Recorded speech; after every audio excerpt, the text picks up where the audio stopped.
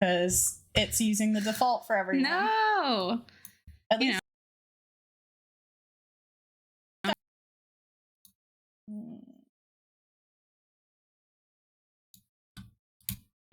And then letting the people know. Thank you.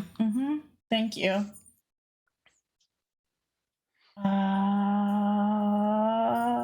Speakers Yeti Nano. Speakers Yeti Nano. Okay, testing. Hello? All right. Better. Hola. Thanks. Thank you. Okay, yay. We did it.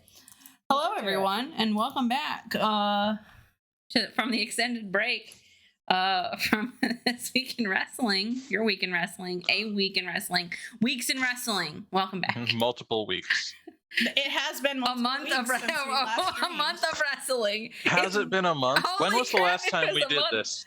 Right before the first week of November. It has been a month. Remember? Yeesh. Well, and then Charlie and I were going to do something, and I even put up a whole YouTube video about it, and then that didn't happen because we were still very tired from everything, and also like Vishal visiting. Yeah. And there was a lot of stressful stuff that happened on Full Gear. Yeah, because Vishal came here after Full Gear. Yeah, I hung out and left right before Survivor Series, which is I have to watch that by myself. We'll get there. We'll get there. I can't remember. Like, we were really tired for some reason for stuff that happened on Sunday, or like maybe just during the week. I don't know. No, dude. Like, it was Full Gear, but more than that, it was the realization of everything that had led up to Full Gear. It was like it was a very cathartic moment for a lot of reasons. We'll get there, but oh yeah, because you and I were gonna stream the week after Full Gear just by ourselves, and then I said, no, I don't think I'll be doing that. Yeah, and it's like the awful thing is there are people that only watch us on YouTube. Hi, YouTube watchers. We'll put this video up. We got a bunch of nice comments. Yeah, we still love y'all, YouTube watchers. Yeah, there's just unfortunately, no good way without putting up a video to let anyone know, because I think premium content creators of some variety or other get the ability to put text posts in YouTube. But I could not, for anything, figure out how to do that. So either I'm technologically inept, or my sneaking suspicion is that's just not something I'm allowed to do. Well, I will tell you, peek behind the YouTube wall. It makes you wait 48 hours before you can actually live stream anything on YouTube to verify your account, which I guess is probably for the best, considering what a cesspool of items YouTube is. Yeah. But yeah, YouTube streaming is a whole freaking mess. Yeah. So that is that. Oh, also Charlie and I got new hair. Yeah, new hair. Just to reintroduce ourselves, my name is Charlie. I do stuff. I now have pink hair. Yeah. Doing great. Oh my god, I'm doing great. I have pink hair like an e-boy or e-girl might now, but I won't sell you my bathwater or other items. You have to just come watch. You just have to come watch me talk about wrestling. Sorry for really wasn't expecting that. No, sorry for any disappointed viewers. I have been keeping it on the level, but I am a little unhinged tonight. So. Bring the energy. We're gonna need it. We sure are. This is Mikey. Hi, he is here. My name is Mikey. I use he/him pronouns. I am a writer. I do a lot of shit. You know what? Like that's just the energy that I'm bringing tonight. I do a lot of shit. I have a lot of talents. I've been making yarn balls for my cats. Mikey's what they call in the wrestling business a 5-tool player. Mm-hmm. Mikey's baseball. A Renaissance man. Yes. Oh, thank you, Vishal. That's very kind of you. And Vishal's in a new place. Yeah, I'm Vishal. I don't have new hair, but I have new background. You can see back there. I'm glad your apartment wasn't a disaster when you got there. Like that you were worried about. I'm gonna send you a bunch, since you don't have anything on your walls. I'm gonna send you a bunch of Johnny Gargano posters and prints, so you can put it up like so your bedroom can be like a teenage girl's bedroom. Oh my god. I have a bunch of stuff in like the living room area because there's a lot of blank walls there, and I just don't have enough posters for my bedroom yet. We gotta find you the sexiest, most sultry picture of Johnny Gargano that we can possibly find. Those two things seem a little paradoxical. Exactly. That's why we need to. So if anyone knows some good Johnny Gargano fan art or posters out there, let us know. I will do this. I did just as a goof try to see if there was WWE gift wrap that you can buy, and for some reason there's only sheets. You can't buy like the fun roll, because I was gonna get it and then be like, oh yeah, here's the Undertaker and like 5 other people that don't work for WWE anymore. Here's a bunch of people. Yeah, here's some Fiend wrapping paper. God. Oh no! What's gonna happen to everybody's Fiend on the whatever on the scene? Yeah, we love Fiend on the scene. Charlie, did you see the action figures that they posted today? I did. Yeah. Yeah. Did you see Scarlet? Yeah, you showed it to me. Okay, that's what I thought. So, Ringside Collectibles did an announcement tweet of the new WWE Elite Figures, I believe, that are coming out for pre-order, and it is Ric Flair, gross. They're missing on all of these. Charlotte Flair, Rey Mysterio, The Fiend, extra crispy, Adam Cole, Bebe, and Scarlett. Only 2 out of those 6 superstars, if you will, are still with World Wrestling Entertainment. Hey, they're not called that anymore. It's like KFC. They're WWE now. Okay. It's still the World Wrestling Federation to me, damn it. Yeah, I was gonna say. I can take that from my cold dead hands. But yeah, that's a real head scratcher about the Ringside Collectibles stuff. I mean, it's really, they spent so much money making these molds, they might as well make some of that. Yeah, back. like that's the thing. You can't cancel the production of it, but it is kind of embarrassing. It's like I did see someone say in the comments, it's like, okay, they have to keep taking people out of WWE 2K22 or whatever. Yeah. But then they have to keep, do they have to keep putting people in to the AEW game? It's like, at some point you have to have roster lock, I assume, for AEW. Yeah, I mean, what the smart thing to do with the AEW game is just keep adding moves and keep adding assets to create a wrestler, and then just let people go nuts. Yeah, because they did say Kenny has been very insistent that they will have a very robust create a wrestler. Because Kenny knows that people are going to want to make Kazuchika Okada and then have him beat up Kenny Omega every match. Fair. Hi, Queso. Queso's in the chat. Hello. But yeah, so a lot of things have happened since we last spoke to you. Let's start with the thing that is probably the freshest in my mind, because it was just a bad experience. Let's talk about Survivor Series. Yeah, first off, booting up the wiki just to see the match card. Full gear, I forgot it already. Good. Full gear, good. But we won't talk about that because I got to talk about that at length. So yeah, we'll get there. Yeah, we'll get there. Survivor Series. Well, it's okay. So let me just preface. This is what I did. I said to Mikey on Sunday night. I said, I made myself a glass of eggnog. I poured some whiskey in it. And I said, you know what? I kind of just want some wrestling on that I don't have to care about. So I said, let's turn on Survivor Series. Mm-hmm. I got so enraged while I was making myself my drink because the kickoff match was Shinsuke Nakamura versus Damian Priest. And I just, like, coming off of a weekend where I spent, like, a good amount of time being, like, extremely overwhelmed by, like, the encompassing story of, like, several characters in AEW and what that means for, like, what that means going forward. And we've opened a new chapter of a book there.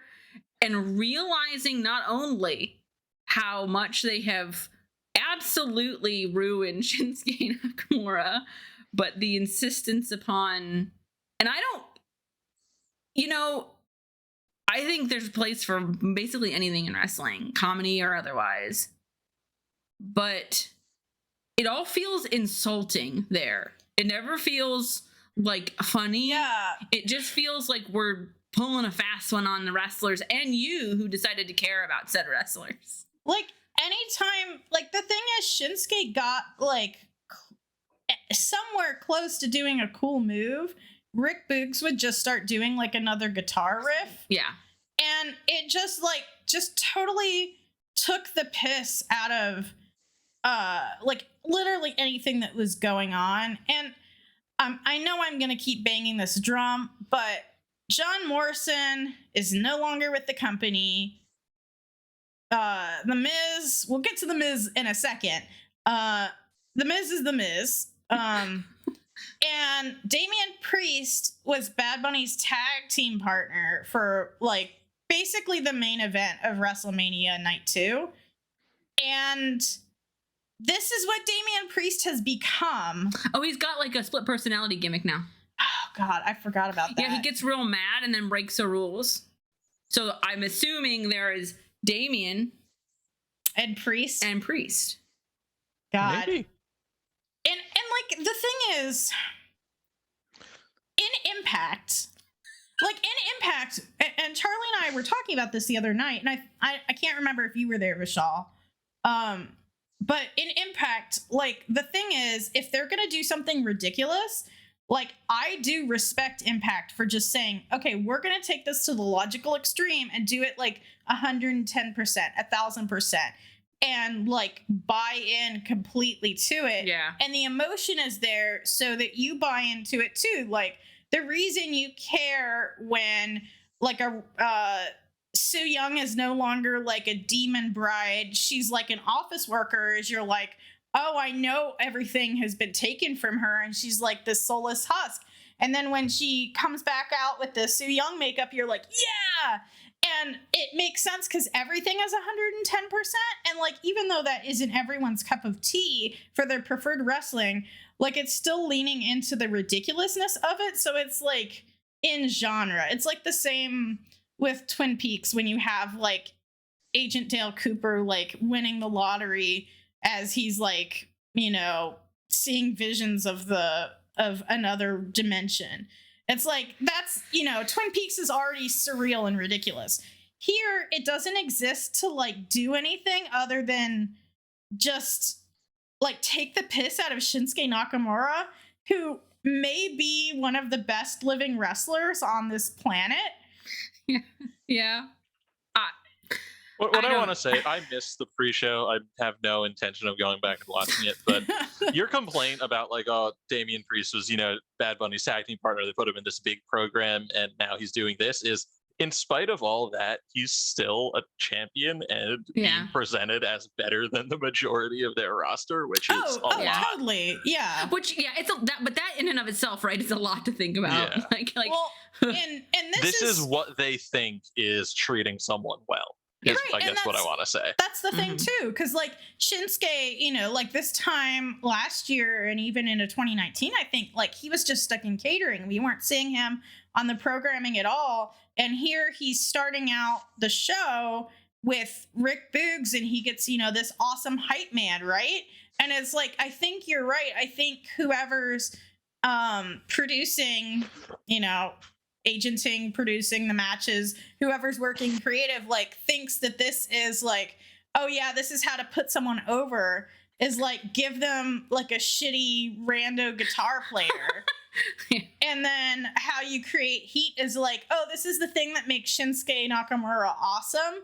And then, to be really mean, the heel is gonna break the guitar and it ends up in a DQ. Yeah, No, they did this with Drew McIntyre's sword as well. Yeah, it ended with there were several DQs on the card. My point was that I started from a place of saying, let's watch the wrestling I can turn my brain off and not care about, and then then it went back to I can't watch this, please turn it off. Yeah, I think we started playing Halo instead. Oh yeah, no, I turned it off and then we started playing Halo. I think that's the night we started playing Halo 1. It is. I said, hey, why don't we do this? Yeah. Oh, the last thing I want to say about the pre-show that I didn't watch is I think WWE also came into a stroke of genius with Rick Boogs, because genuinely I am unable to tell if the crowd is booing him or if they're chanting Boogs. Yeah, no, several other people that review and discuss WWE content have said like a similar thing. And oh no, Queso is like they broke Drew's sword. Yeah, Jinder Mahal broke Drew's sword, and then they were like, actually, that wasn't his real sword. Don't worry about it. Don't worry. We got it. Because we can't even give even Jinder real heat. No, we have to back out of it at the last second. Well, and I think like that speaks to the, I kind of almost realized something. I think in WWE right now, the thing that makes someone awesome can't be the wrestling. It has to be some element of their gimmick. So Shinsuke Nakamura can't be an incredible wrestler. He has to have this hype man that makes him cool, or the crown, or what There is have you. exactly one person in WWE whose gimmick is that they're a good wrestler and is treated positively, and that's AJ Styles, and it's because they really don't want him to go to AEW. Well, I've got news about that one. Anyway, after the pre-show, we started with Becky versus Charlotte, which started the show. All the while, mind you, this Survivor Series, reminded several times during the programming, was the 25th anniversary of The Rock. We'll get to what they did for The Rock. We need to talk about that one. We need to talk about it. But Becky and Charlotte had a pretty damn good match because it's Becky and Charlotte, and then they ended on a dirty roll-up that I thought worked, but also like didn't need to happen. I got, I do care about these ladies like quite a bit, like, because I think like handled correctly, all of this could be like really incredible, and the wrestling is really good. But as we kind of discussed, I think we discussed like the night of Survivor Series, I don't, with WWE, the good, like knowing that I will get a great wrestling match on a pay-per-view, but everything else is literally dog shit. Like, as far as the build is concerned, as far as the characters' moments are concerned, as far as like the long-term storytelling is concerned, that doesn't cut it for me anymore. And it did for a long while. Like, I kind of let them coast on that and said, well, at least I have fun watching the pay-per-view. And a lot of that is not necessarily just even the wrestling that was most of the time really good, because everybody knows how to, obviously, it was a pay-per-view, let's put our best foot forward. But it was like watching it with you guys. Like, that's kind of like why it was entertaining. And like, Survivor Series might legitimately be the worst pay-per-view they put on in 2021. I think so. It might be. I think so. Like, and that WrestleMania Backlash did happen.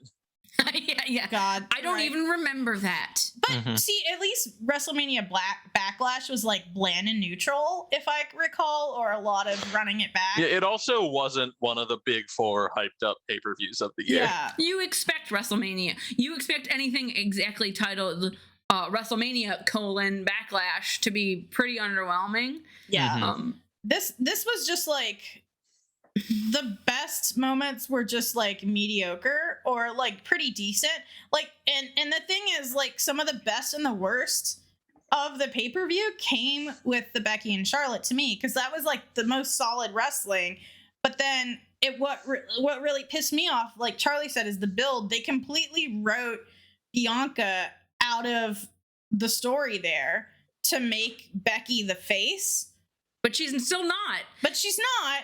But she's the good person in that feud, and like the whole video package presented her coming in positively, but erased the fact that she took Bianca's title shot away and has, you know, like, not. I think Bianca Belair is going to be fine in the long run, but it's like forgetting that there's like some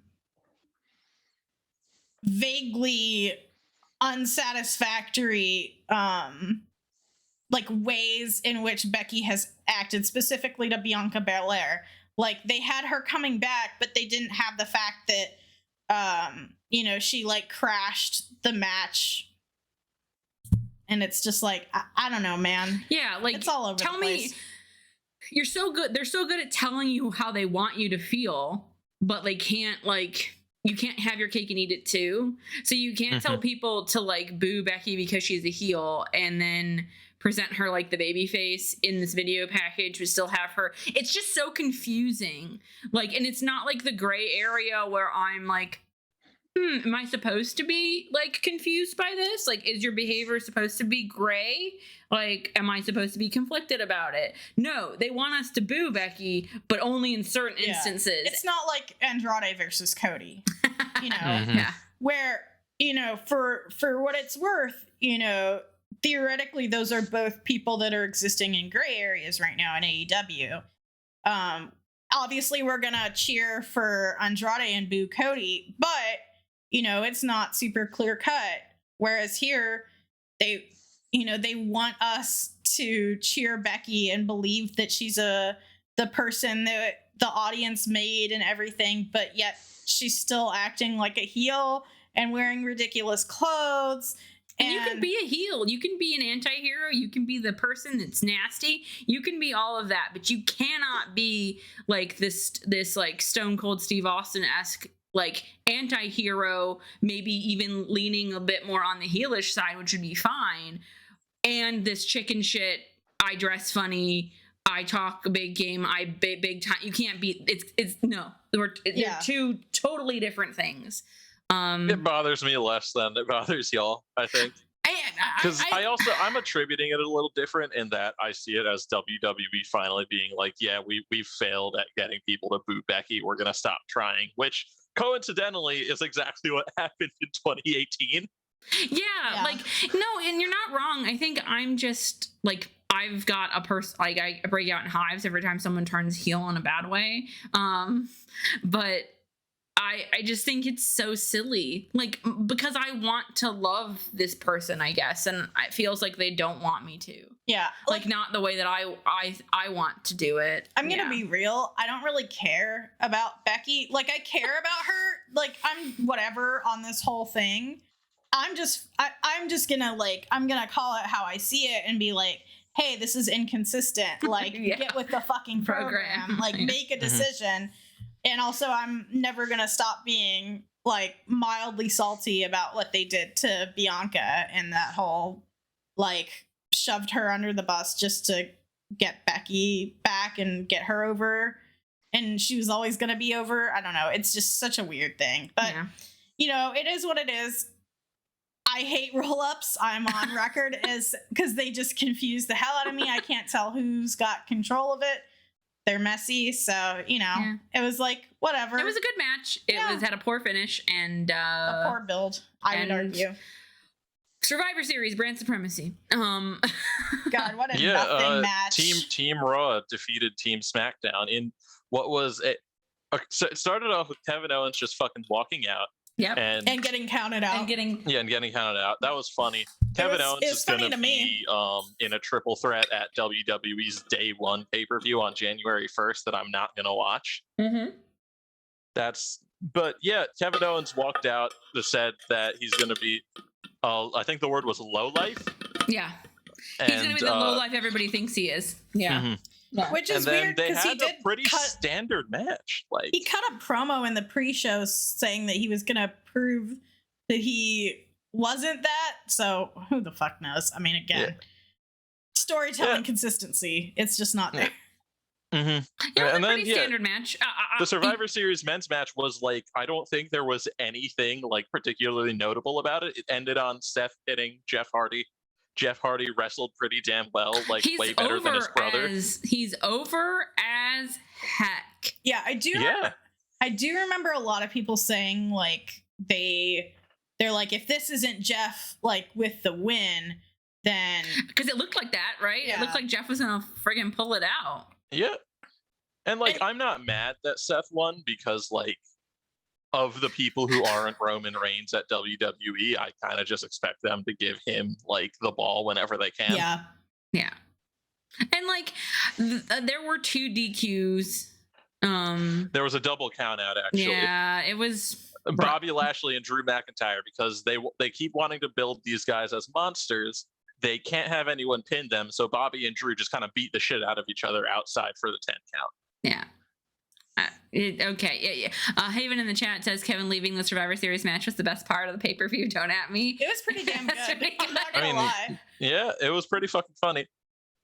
Next we're gonna touch on The Rock again, but I don't want to talk about the egg until a bit later because we need to dedicate to that. But there was The Rock's 25th anniversary 25-man battle royal that was apparently like dual branded, like both brands had people, but there's 25 men in it, so it wasn't an even split. No, I do remember like people having red shirts and blue shirts, and it was just it was weird. It was very silly. Omos won because they really are pushing him, and I look forward to whenever he splits from AJ because AJ can do whatever the fuck he wants. It was branded by Pizza Hut. Oh yeah, that's right. Because the Street by the end, the Profits crowd came was out. chanting, "We want pizza," and then the Street Profits threw pizza into the crowd, and they cheered. And that was the best part of Survivor Series, in my opinion. Yeah, honestly, I saw the Street Profits coming out with the Pizza Hut like three-tier meal deal or whatever the fuck it's called. I'm like, I love this for them. Honestly, like give them the world. Like if they're getting to do the branded shit, you know. Yeah. It like I would hope that means like, okay, they're getting something to the sponsor deal. Maybe they'll, make a little money over their downside guarantee this year. Who the fuck knows how that works anymore. And then there was a tag team match. Yeah, I turned off the program. I didn't watch it. I don't remember what I was doing. I just wasn't paying attention because it was the RK tag Bro team match. It was RK Bro. RK Bro versus the Usos, champions versus champions. I had turned off the pay-per-view and told my friend to let me know when the main event was on because I was sick of the pay-per-view by this point. Because while we didn't mention it, the battle royal was fucking exhausting. It was really a lot. There were so many people in that battle royale that deserved to not be.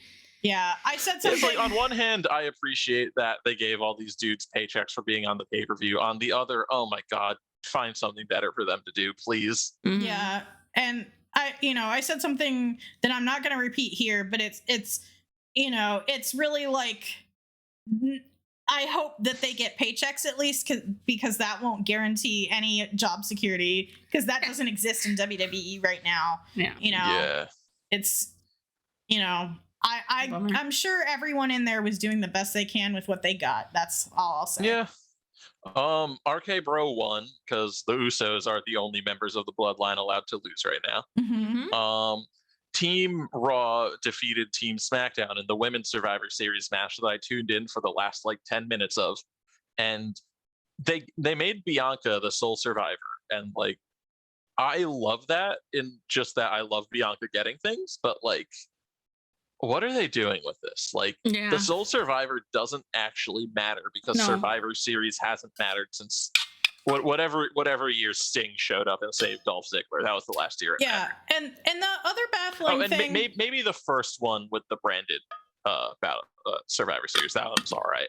Well, and the 2016 was pretty good. The other baffling thing that we haven't even touched on is both these brands, Raw and SmackDown, have general managers on screen right now. Those Survivor Series and Brand Supremacy is a perfect and traditional venue for those on-screen general manager roles to show up there were absolutely no segments or anything. Hey Mikey, Yeah? you know why? Because Why? they are both brands general managers. They are co-general managers of Raw Oh. and SmackDown, because this is the most confusing fucking organization in the planet. See, Imagine going to work. Charlie told me there was like someone that was only on Raw. So Well, Adam Pearce shows up more on Raw than Sonya does. okay. Yeah, Sonya shows up more on SmackDown, but then like when Sami Zayn got taken out of the Survivor Series match, he complained to Sonya, and Sonya was like, actually, that was all Adam Pearce's thing. I'm putting you in the Battle Royal. And Sami was like, oh, okay.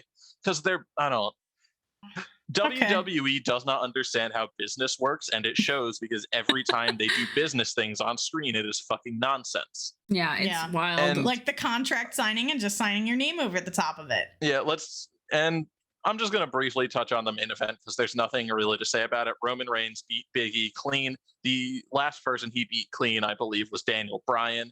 He beat Cesaro dirty. He beat Finn Balor dirty. He beat most of his opponents dirty, but Big E and Daniel Bryan, those are the guys that he needs to go over clean. No interference, nothing. I'm so tired. I mean, Roman Reigns is tiring.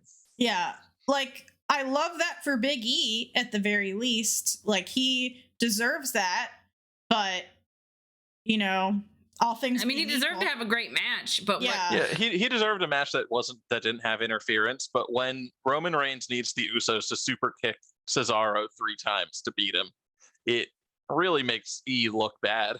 Yeah, and Oh, also when the build to this match was Roman beating the shit out of Big E's best friend. Yeah. And Big E being like, I'm gonna kill you now, and then Roman beating him clean. We watched that go home angle. We watched that we angle thought it was together. good. We thought it was good. Mm-hmm. Like it was engaging in ways that this usually isn't. Because of the people involved on the New Day side, really. Yeah, Xavier Woods, it turns out, is a really good performer. Yeah. I won't get into it. I want to get into it, but I won't get into it. What we will get into now that we've gone through the fucking card of this horrible pay-per-view. Before we get into it, actually, I just want to say, this card was so bad, it made me stop re-upping my subscription to Peacock, and the last WWE content I'm going to watch for a while is Saturday's War Games. And yeah, that's where we're at. But no, what happened was the egg. The fucking egg. Because this was The Rock's 25th anniversary, because The Rock debuted 25 years ago at Survivor Series. Yeah, so they had video packages showing all The Rock's great moments. I will say, I want to say, I think one of the main things that made me turn the TV off of Survivor Series as I watched these clips of the Attitude Era and for The Rock's 25 years. I watched him like be Ken Shamrock at King of the Ring. I watched all of that, and I was like, oh, the product used to be pretty good. And I got sad about it, so I was like, yeah. So continue, egg. Yeah, so The Rock is in a movie on Netflix that just came out on Netflix, I believe, called Red Letter. Yeah, Red Notice. Yeah, it's called Red Notice. In the movie, there is some sort of hunt for Cleopatra's egg. I do not know the purpose of Cleopatra's egg. It's a golden egg. And Vince McMahon had the golden egg in his office and claimed that this was not a prop from the movie Red Notice. No, this was really Cleopatra's golden egg. That was a real thing that existed. Worth, what was it? $100,000 or no, $100 million? Something like that. More than every single wrestler's contract put together. And The Rock gave it to him. Yeah, The Rock gave it to him as a gift because The Rock, loves the WWE. It's where he came from. So, I wasn't there for the beginning of the pay-per-view. I genuinely don't know, but from what I could gather, apparently the pay-per-view started with a bunch of people like worshipping the egg in Vince McMahon's office? Yeah, so Vince had it in his office, and then he got a phone call. Like, he was talking to someone. I don't remember who it was. I don't think we ever knew who it was. No, we knew who it was. I just can't remember who it was that was in his office. And then so he got, like, the fakest phone call ever. Like, Vince McMahon doesn't know how to hold a fucking iPhone.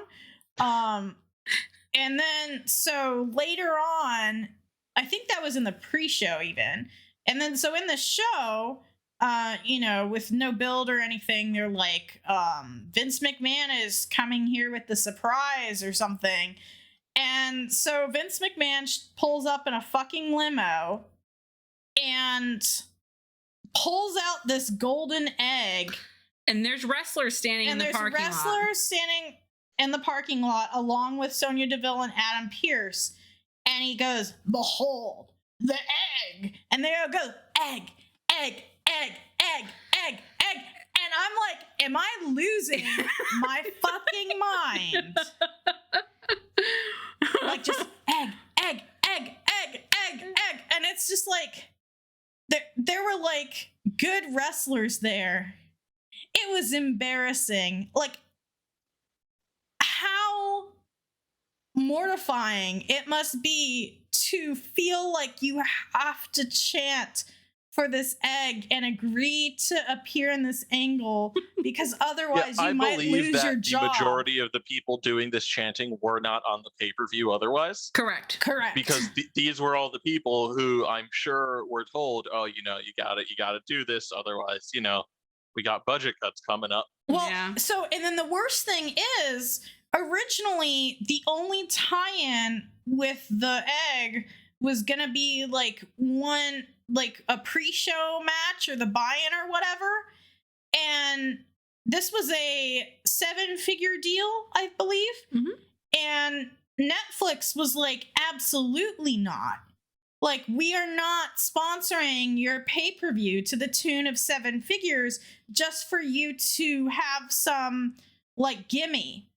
And like, Fightful Select reported the details. I think it might be up on their site for free now if you want to go look yourself. And I'm sure there are other people that have paraphrased it.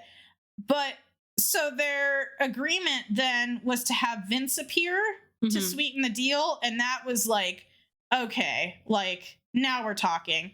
Mm-hmm.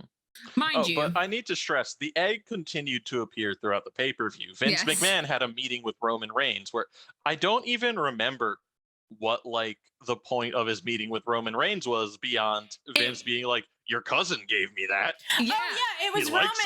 It was Roman that was meeting in the office. Yeah, but like, it was clearly a setup, one would assume, for the egg to be stolen and then the Rock to come or just to be there in some capacity. But what happens after the main event ends? Nothing. Yeah, we got halfway there. The egg was stolen. Someone stole the egg at Survivor Series. That was the stinger for the pay-per-view was, oh my God, where's the egg? Who stole it? But The Rock did not show up. He did not even record, like, remember Money in the Bank last year when Stephanie McMahon had that fucking iPhone video yelling at, what was it, Sonya? It was Dana. It was Dana Brooke. Dana, you're right. Yelling at Dana Brooke. Yeah, The Rock couldn't even be asked to do that. He couldn't even do those weird Undertaker cameos they had the Undertaker do, because it turns out The Rock makes so much more money in Hollywood than he ever made at WWE, and why would he go back? Yeah. Oh, I did find so the original plans got nixed. According to WWE sources, the original idea, other than the egg storyline that we ended up getting, which we'll get to in a second, was, quote, much worse with the stakes much lower, quote, with one of the pitches including some sort of integration with the WWE 24/7 title. We've heard specifically that teams associated with The Rock and or Red Notice said that wouldn't suffice. Vince McMahon's involvement with the story was a bit of a make good to add more importance to the angle, which those inside the company told Fightful was a 7-figure deal. Netflix or WWE has done similar deals with Nestle Pure Life and Netflix in the past. Yeah, of course, the Pure Life water situation that was at SummerSlam. that everybody all remembers super fondly. Yeah, so the only reason Vince was there in this whole weird shenanigan was because they screwed it at first and had to give them a gimme. This is the first time Vince has appeared on screen since the beginning of WrestleMania this year. He has apparently legitimately not wanted to be on screen for a few years now, and keep him off screen. Fine. We don't need to be reminded that the company's being run by a senile man. Yeah. And he looks like I could barely understand him talking. And he always had a gruff voice, obviously, but he was mumbling the whole time his conversation with Roman. It was embarrassing. He sounds like a shambling corpse. Yeah. I literally can't put it any other way. Yeah. This is The Rock didn't show up. Embarrassing, in my opinion. Well, and then so the funniest thing about The Rock not showing up is 30 minutes after the pay-per-view ended, he posted his cheat day meal on Instagram. So people were like, it's like when you say that you can't make a date and then you post your thing after the fact to make it obvious that you just ditched your friends to go, or ditched your date to go do something fun with your friends. And it's I can't go. I'm sick. Yeah. Yeah, it's like Ferris Bueller's Day Off, right? He posted a sandwich in his fucking energy drink. Oh, a real real situation. Honestly, I don't care about The Rock doing that. Live your best life. It's just man. Yeah, at a certain point. So on one hand, I'm maybe WWE shouldn't have advertised this so much, but on the other, I feel like it would be really weird for them to not hype up the biggest star to ever come out of WWE. I don't know. Yeah, it's weird that they keep wanting to get people 50-50. Your money's on who is the guy who made the Attitude Era. But my opinion on that is that the Attitude Era was what it was because it had more than one guy. It wasn't just Stone Cold Steve Austin. It was Stone Cold Steve Austin and The Rock and Mick Foley. And, wasn't it even we were talking Charlie's been listening to a lot of the Attitude Era podcast. Shout out to the Attitude Era podcast. They're incredible and fun to listen to. But Ken Shamrock would have been one of those other guys. And JR, I think, even called him the future of WWE. And the only reason that didn't happen is because there were two other, The Rock was still Rocky at that point, but he was getting over and there just wasn't enough room at the top of the card. Yeah. So there were so many strong personalities, at least, that's what the thing was. If anybody ever wants me to explain to you why AEW on more occasions than not feels kind of like how the Attitude Era felt when I watch it and it's firing on all of its cylinders, it's because everybody on Dynamite, and even if they're not, they have a character. They have a character that has wishes and thoughts and what they want to do, and who they are, and they can be in a story, because it feels alive. All those characters feel like they matter. That's why the Attitude Era was the way it was, because even if the guys on the lowest part of the card still had stories. Hate on the Gun Club all you want, I guess, in AEW, but they have Gun defeated no more. They have consistent characters and stories. That's it. But no, we have to just have this one guy, and then the stories revolve around him, and that's it. And everyone else can go fucking suck eggs, I guess. Anyway, the egg was stolen. By Austin Theory, did it. Got a title shot against Big E and lost, obviously. Yeah. Like I said, I've basically checked out of WWE at this point. I'm catching War Games, and that's it. I believe all the champions are still the champions, and that's basically it. Yeah, let's talk about that actually next. So we'll keep our two kind of things chunked together. Sure. So War Games is happening It's no longer Takeover War Games, but War Games is happening. Yeah, NXT does not take over anymore because they're developmental. They can't do that. Oh shit.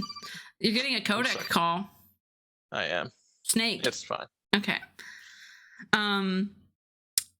Yeah, so we're not Takeover anymore. It's not even really War Games, because is it really even War Games if William Regal doesn't come out and announce that they're doing War Games? Yeah, it's true. Mm-hmm. That's true. Sorry for my very bad Io Shirai and then Braun Breaker did it, and I think Io at least did a good job. That's true. I'll accept. I don't even think Regal did it last year because he was something he wasn't crying then. It was something else. He just wasn't showing. I think Regal straight up wasn't there. It might have been. COVID? I mean, I think he was in England. The 2020 War Games was real good. It was real good. So you could kind of see the writing on the wall on this one. Even before this War Games was announced. Obviously, this is the time of year that War Games always is, but you kind of saw that new versus old was going to be the way that it all broke down. What they're calling it, new school versus black and gold. Yeah. The women's one is a Toxic Attraction plus Dakota Kai because she's a heel versus a bunch of face women. That's as much as I can describe it. Raquel, Io, Cora Jade, who literally... She doesn't even have a Wikipedia page. Tiny skateboard. She's got a tiny skateboard. All you need to know is she's like Avril Lavigne in Skater Boy. I know nothing about Avril Lavigne. This doesn't. It's okay. She's got a very small skateboard, Vishal. If you look at a picture of Cora Jade right now, you can look at her very tiny skateboard. Okay. It's not even a full-size skateboard. It's small. Like this big. It's real small. It makes no sense. It's like a skateboard accessory. Yeah.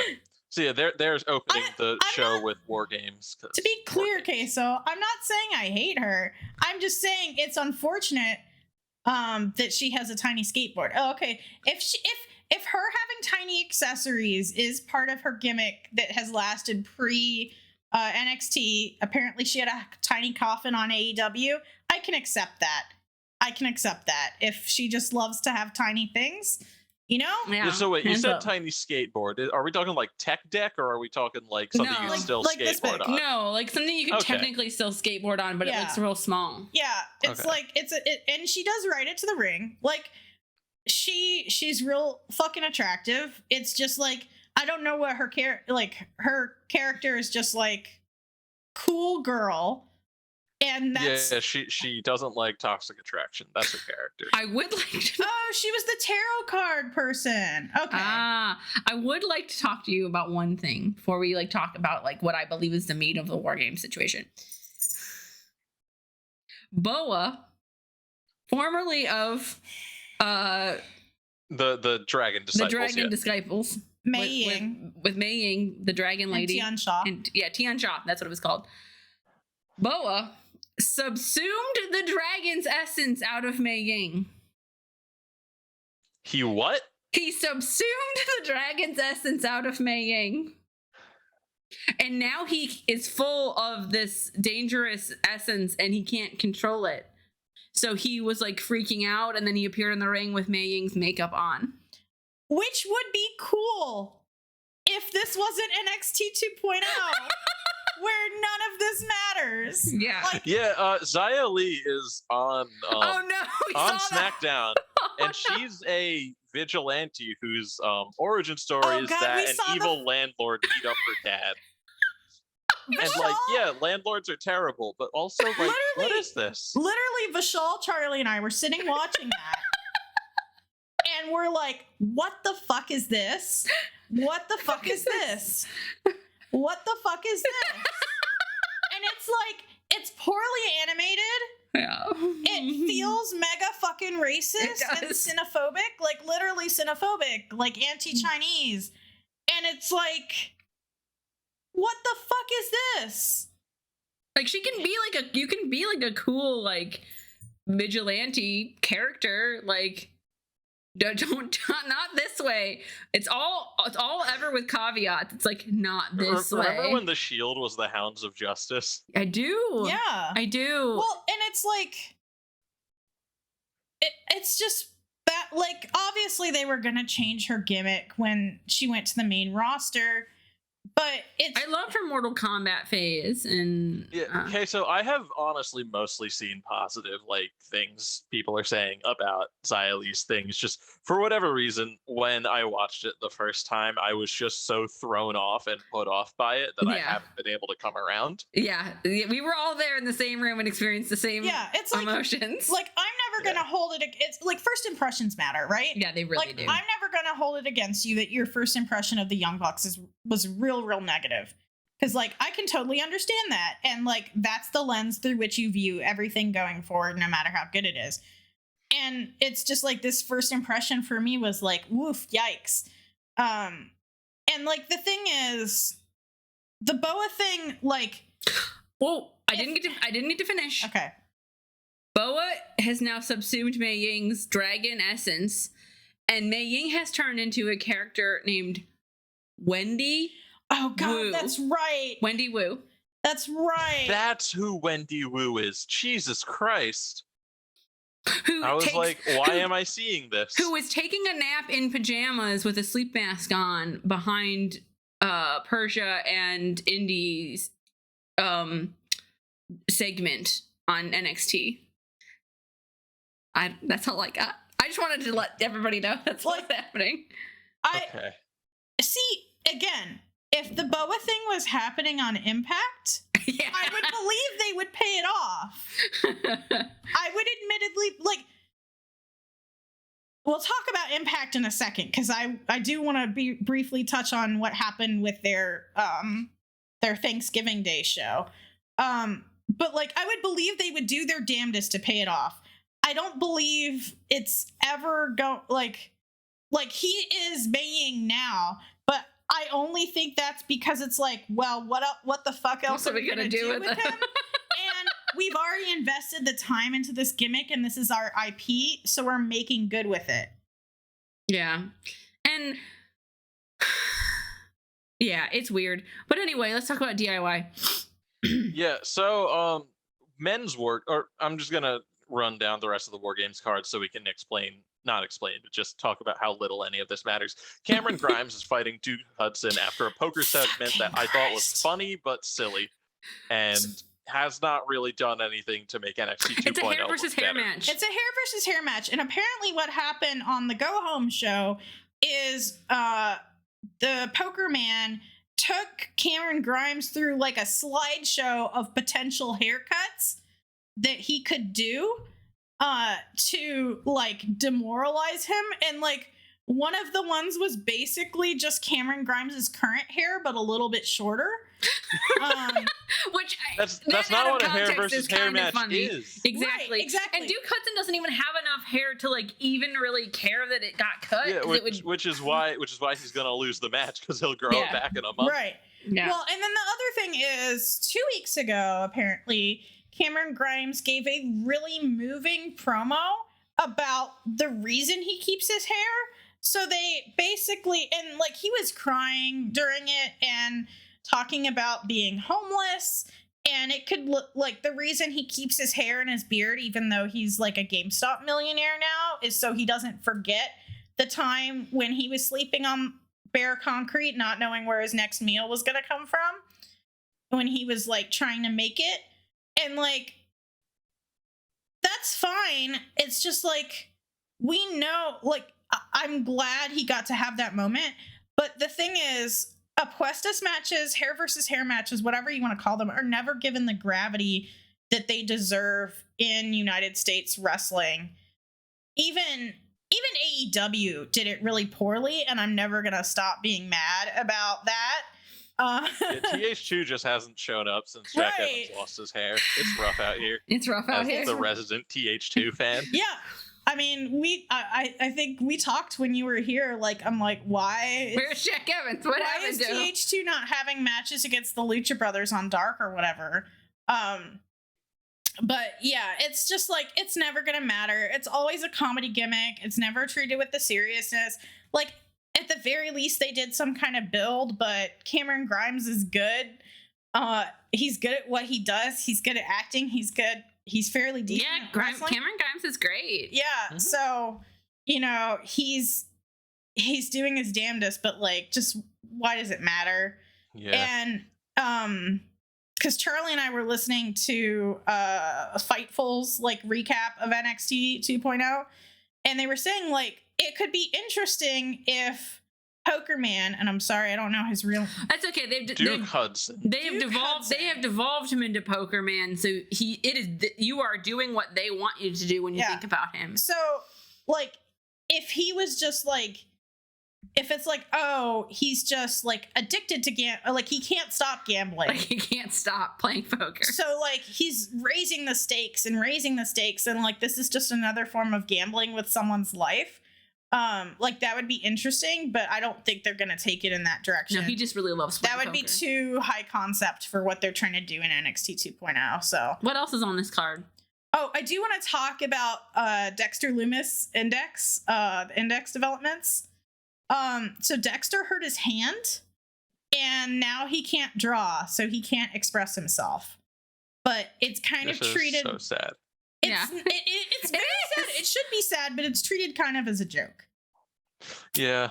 So Dexter Loomis's whole thing is just, it's very hard to walk the line they've been doing because he is a serial killer. Yeah. And he did marry Johnny Gargano's fake daughter. It's true. And he kidnapped Kyle O'Reilly like a few months before he started courting Indy Hartwell.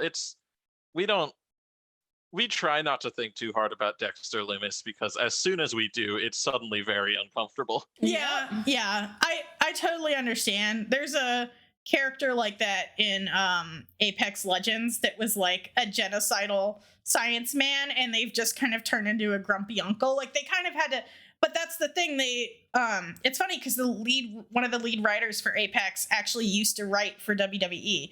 But they realized, they're like, hey, this character can't be sympathetic, and we need all of our characters to at least elicit some kind of sympathy, not to be total like genocidal villains. So they like rewrote and kind of soft retcon the lore so that it would be less bad, and so you wouldn't feel you're like be less bad. Yeah, well, basically, so it's like it's like, oh, this character is kind of like tsundere, and it's kind of cute in like a weird way, but then the lore is that he murdered thousands of people for no reason. Like it's the same, I think the same kind of weird balance here, that it's just like, just don't think about, I mean, we all know the Undisputed Era doesn't exist, so none of that happened. Yeah, none of that really Speaking happened. of the Undisputed Era, the next match on the card is Imperium, who are the tag team champions because MSK just could not get cheers down there, even though they deserved them. And also Imperium's pretty good. I'm not going to talk shit on them. But yeah, the tag team champions are facing Kyle O'Reilly and Von Wagner. His best friends. His best friend. Best friends. Always been. Always been best friends. They went camping together. And Kyle O'Reilly still doesn't really believe in friendship, though. No. I mean, we can't explain why, he just doesn't. Yeah. Trust me, he doesn't. Don't worry about it, he doesn't. Yeah, he doesn't. I do want to say, Queso says Index is good and wholesome. IDK, what you're talking about. Index is good and wholesome. Yeah, Dexter Index Lumis is great. It's very hard to reconcile with the fact that, like, months earlier, Dexter Lumis did kidnap several people. Yeah. Although, in credit where credit's due, Johnny Gargano, bless his heart, has done as much work as I believe he possibly can to indicate that Johnny has kind of taught Dexter Lumis like a way to be better and like redirect some of that energy. So yeah, we're blessed to know. The bachelor party segment really like brought it around. Yeah. Yeah. Well, and then even the Halloween Havoc segment where it's like, we're just gonna spook these guys who are coming to steal our shit, and that's how you get the job done. Like, he just wants the best heel version of everyone. So yeah, what sucks is 3 months ago, I think it was exactly 3 months ago, I was convinced that this year's War Games was going to be Hit Row versus Legado del Fantasma versus Imperium. Man, that would and have it been was going good, to be Vishal. fantastic. But no, Imperium's in a tag match for the title. Sure, I don't mind. Kyle O'Reilly he's got contract stuff coming up, so I genuinely don't know how this match is going to go. They could give him the belt as an attempt to I can't keep him around. We'll see. I mean, I'm not gonna hold a ritual like I did for Free Adam Day, which was the last takeover to get Kyle out of there. But I'm gonna think about it real hard. Mm-hmm. Yeah, that's happening. Roderick Strong is still Cruiserweight champion and is facing Joe Gacy for the Cruiserweight championship. But from what I understand, Joe Gacy is not a Cruiserweight. Correct. Yeah, he's kind of a big boy. Yeah, Yes. he's defo not a cruiserweight. So, again, just going based on the summary Charlie and I have been listening to, and Fightful does a very thorough job, so I totally believe them. It's upsetting to watch two good people lose their mind every week having to watch the show. Yeah, they're really going through it, but as we were also going through it trying to find a fucking Christmas tree, but that's another story entirely. But the only thing that they can guess the direction is here is that Joe Gacy will win it and then immediately have to drop it or have a rematch because he can't be the Cruiserweight champion, or they'll just rename it. Or they'll just turn it into another belt. Or they will just get rid of the Cruiserweight championship. Yep. Yeah. Queso has said that Santos Escobar also kidnapped people because he kidnapped Raul and Joaquin before they became his minions. That is specifically not true. He staged the entire thing, and none of them were real kidnappings. And we know this because in his last match during that Cruiserweight tournament, they tried to kidnap Santos, and he escaped by pretending to be a good guy with the help of Drake Maverick. Oh, I remember these things. Thank you for that. Don't step to me. NXT 1.0 is my thing. Deep lore here. Lore. So I think the Cruiserweight title will just go away. I mean, it doesn't make sense anymore.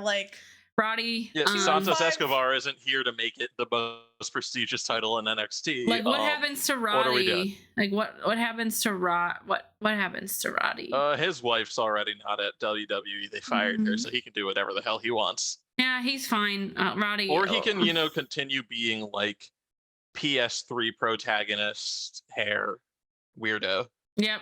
Bye, Roddy. Sorry. Yeah. You were the least exciting member always of the Undisputed Era. Of the members of the Undisputed Era, I see him as the most likely to stay. But I don't even think that's a bad thing. I think he's doing best for himself out of them all. He can be fine. He can get a paycheck as long as he can. No, Roddy's probably doing the best. Roddy's doing better than Kyle. He has a championship. Yeah. He's leading a stable. He's got what he needs at NXT 2.0 for now. And then we got, the main event War Games match, which is old school versus new school. The new school being Braun Breaker, Carmelo Hayes, Grayson Waller. And first of all, I cannot tell the difference between Grayson Waller and Duke Hudson. I don't think I'll be able to by the end of the pay-per-view either. It is what it is. No. And also Tony D'Angelo is going to be there, and that's going to be fun because we love Tony D'Angelo. Oh, get rid of the bot that's in here. Oh no, there's a bot. Hold on. I thought we've been menaced by a bot in the chat. Ban. We don't want you. Right, bot's gone. Yeah, no. Marina Shafir in Bloodsport. Yeah, no, that rules. Better than what we got. But okay, Tony D'Angelo, great. Braun Breaker, great. Pretty good. Carmelo Hayes, great. The greatest concern here, I think, for a lot of people is not that the new school people are bad wrestlers.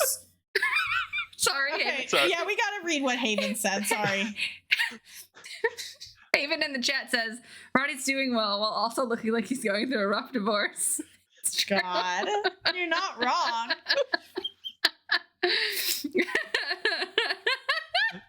Yeah, it's super true. All right, but yeah, you were saying about the 2 point. Yeah, like you were saying, Mikey. The biggest problem is that we don't know if they are trained and War capable Games of ready. taking War Games bumps. Yeah. Because every War Games match until now has had a spot where someone jumps from the top of War Games.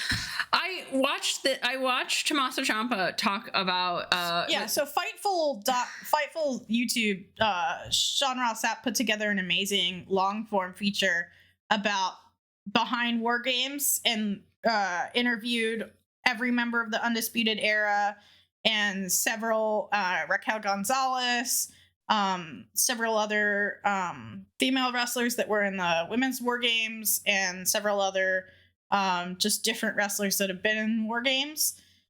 And yeah, so you were saying Tommaso Ciampa said that he kind of like talked about how him and Adam went up to the top of the cage, and how Adam is kind of afraid of heights.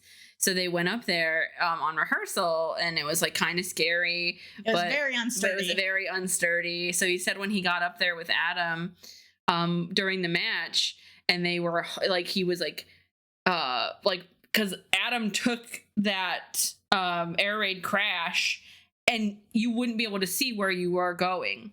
And that is really a scary it was really a scary thing. So he said he was like on top of the cage with Adam, and he's like with him, he's like grabbing onto him, and he's like, okay, you know, the table's right here, we're gonna go through it like this, I promise everything is right where it needs to be. He's like, he was talking to Adam like he was like would talk to his daughter about doing something scary. It was really sweet. Like, it was very sweet. Yeah, Tommaso Ciampa's great. Mm-hmm. Yeah. And some of the other like less experienced wrestlers that were in War Games were talking about how valuable it was for Shawn Michaels and Triple H to be there to kind of like walk through and like, this is how you should take this stunt, and this is where you need to turn at this point in time, like make sure you're talking to everybody, and they really kind of worked them through. But even at that point, like those guys were more experienced than the 2.0 guys are from being on TV.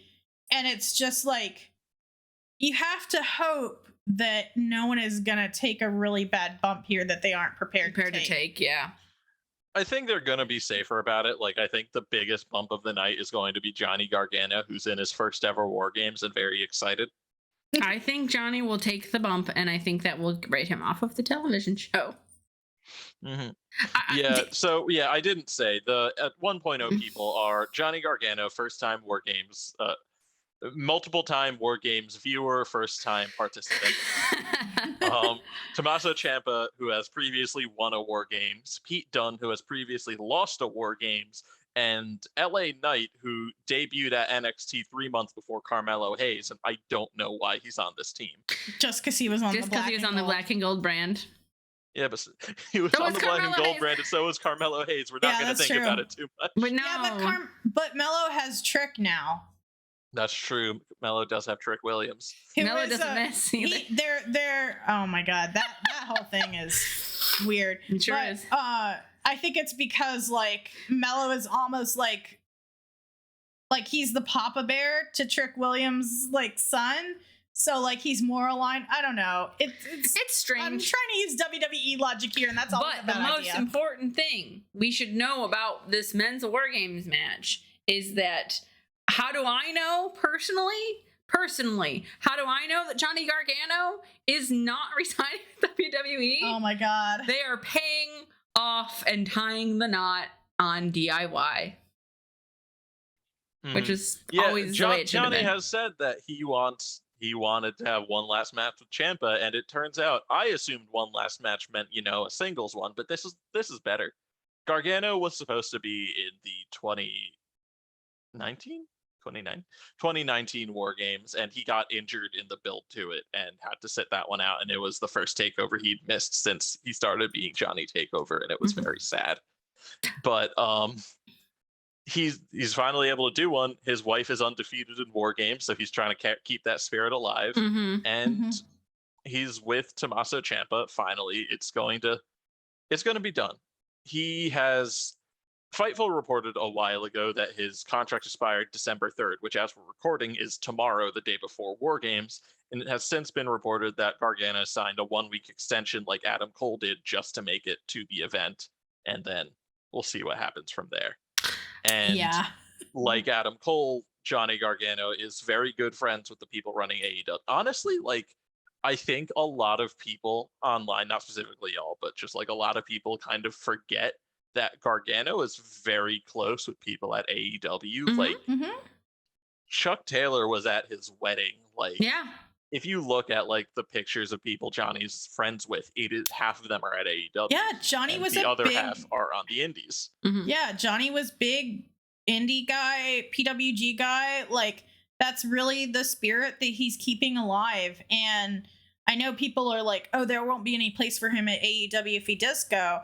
But like, the thing is, I think you have to think about, why did Johnny create the Way? Why has he been like still so trying to invest his passion in, despite all the changes with 2.0?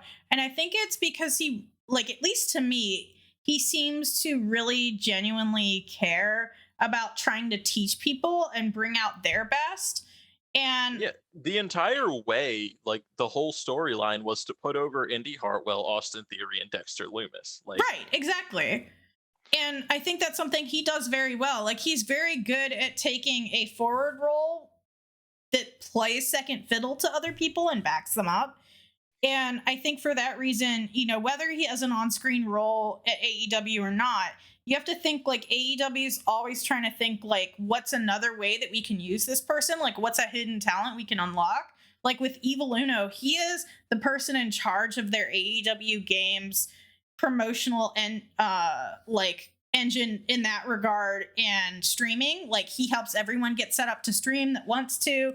He has a rig that he takes around to stream you know, at events. So, you know, he and Adam can stream fucking Ubisoft's biking adventure on the AEW Games Twitch. Yeah. You know, like, Leva Bates is doing their talent relations and like trip scheduling.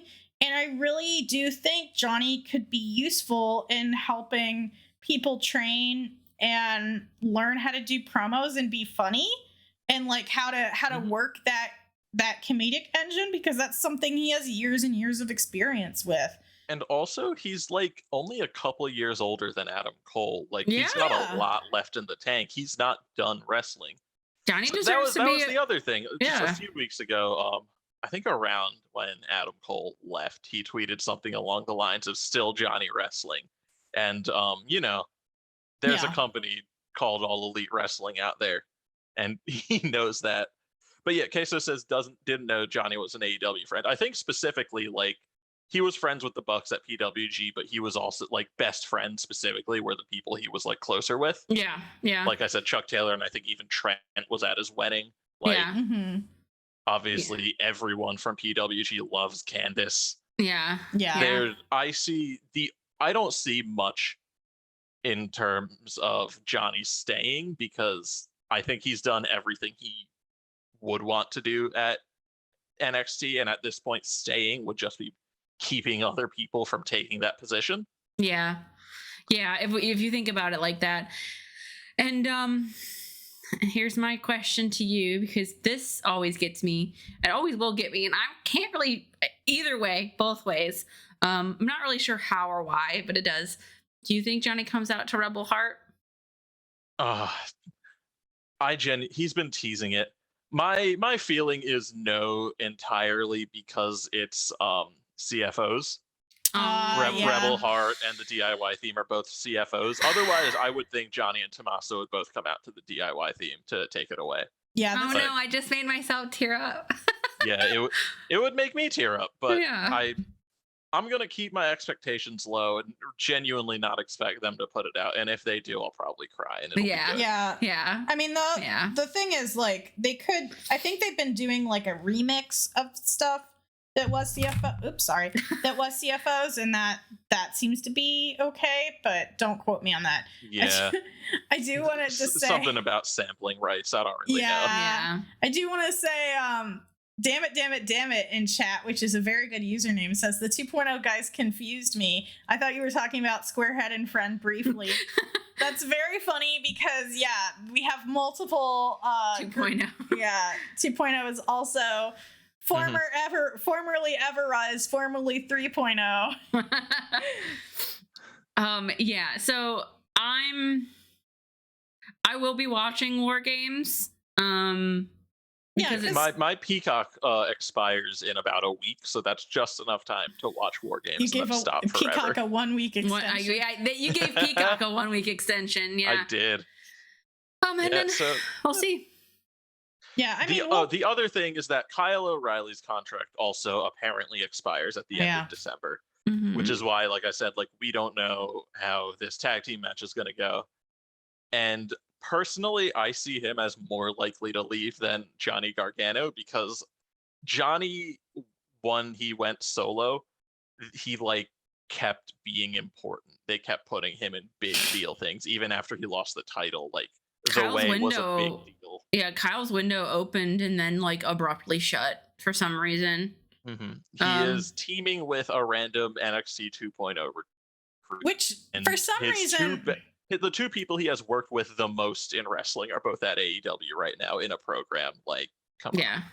Like, yeah, that's kind of like a no-brainer, right? Like, and what I know now after the summer, what will have been the summer of Punk at this point, again, more. We don't do things unless we mean them. Like, you know what I mean? Like, we don't kind of put stuff out there unless we know we're gonna pay it off. Yeah. And Adam suddenly always teaming with Bobby Fish and teasing the Undisputed Era hand sign, and then the Bucks going, no, we don't do that here. Like that's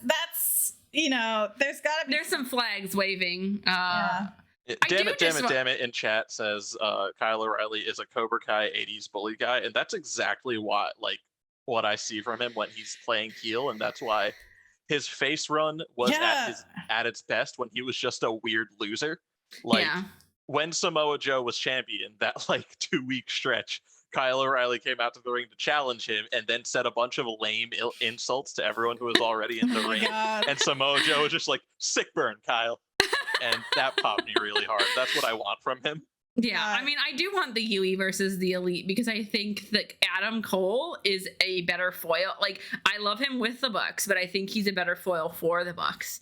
So I think that should be where we're going. Although the Undisputed Elite does have a nice cohesive ring to it, and what those scamps get up to when Kenny's not around is interesting. Well, the thing I don't get, going back to NXT for a second, and sorry if the stream goes weird, I'm being told our internet connection is unstable by Zoom. Oh, that was on your end. Okay, we're fine. Yeah, sorry. So I don't get why people are like just kind of like okay or really into Von Wagner. Like I see not anyone I know, just like people in the general like Von Wagner's cool or like he's gonna be the guy, and I'm just like, okay. I also can't tell the difference between Duke Hudson, Grayson Waller, and Von Wagner. Von Wagner is the one that he's very large, like very tall, very big, like football looking man, and his forehead is like a giant mountain is the only way I know how to say that. Does that make sense to you? Like that man has it makes sense, and I'm sure I'll be like, oh, that guy when I see him at War Games. Yeah. Also, he has I do not have a visual image of him in my mind, and I don't think I ever will. He like someone took his brow line, you know, like when you're in a character creator and you just turn like eyebrow depth to max. Like it looks like someone extruded a polygon and then like slapped his eyebrows on it. He looks like a caveman. And I was trying not to say that. I was trying to find any way other than to say he looks like he looks like Justin and Griffin made him in Monster Factory. Correct. And like he's fine. But he doesn't have any personality. Mm-hmm. At least in his character, his personality is friend to Kyle. Yeah. And like, yeah, he's fine mostly. He's fine. Like he's fine. Yeah, he's extremely fine. The fact that they're pairing him with Kyle and that he keeps coming up and stuff, it's just like he's gonna like someone at WWE wants him to be the guy, but I'm just like, that doesn't mean we need to hand it to them. And I don't understand why I see people in wrestling Twitter, again, not friends of mine, just like people that are thought influencers or have bigger follower counts than mine, being like, this is the guy. And I'm just like, whose man is this? Whose man is this? Come get him. Yeah. Braun Breaker is the real guy. Yeah. I just don't get why people are randomly. I'm like, Von Wagner hasn't given you anything. Why are you so into him? Okay, Yeah. no, Even NXT knows that Braun Breaker's the real guy. Yeah, no. I mean, people on the internet. People on the internet get irony poisoned a lot. That's true. Don't get me started on wrestling people on the internet. I just needed to rant about that and get that out of my system. Anyway, I hope that War Games gives us everybody what we need. Some closure, some good. Let's figure out where Johnny's at. Let's figure out what's going on. Yeah. I would love it. I would love it if Johnny ends up being the guy that comes in to back up Chuck and OC.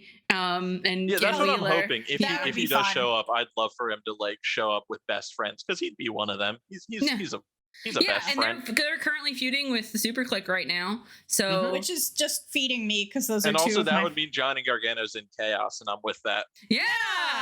No, I keep saying, like, people are like, oh man, it's just, the best friends versus the Elite, or the Young Bucks or whatever, and I'm like, no, that's the Elite versus Chaos. This a very long-standing piece here.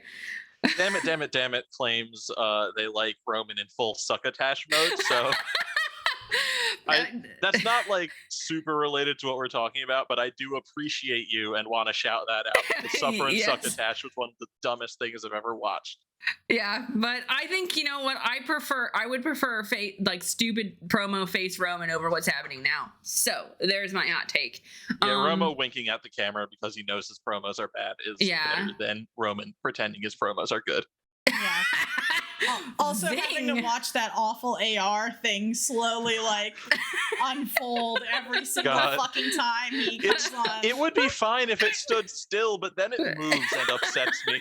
Yeah, there was someone that did a really silly TikTok overdub of that, and it did make me like a or something, and it made me laugh. But that's the only.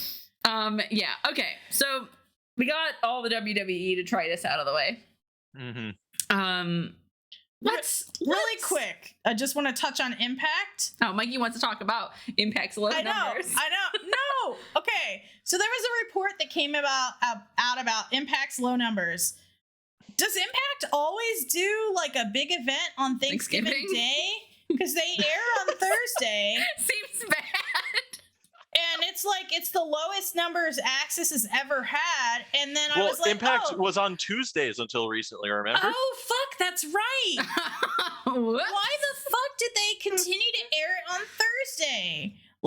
That's baffling to me. And it sucks because, I didn't even know it was a thing. When I heard people talking about it, I assumed that meant those were the plot beats they were broadcasting for upcoming.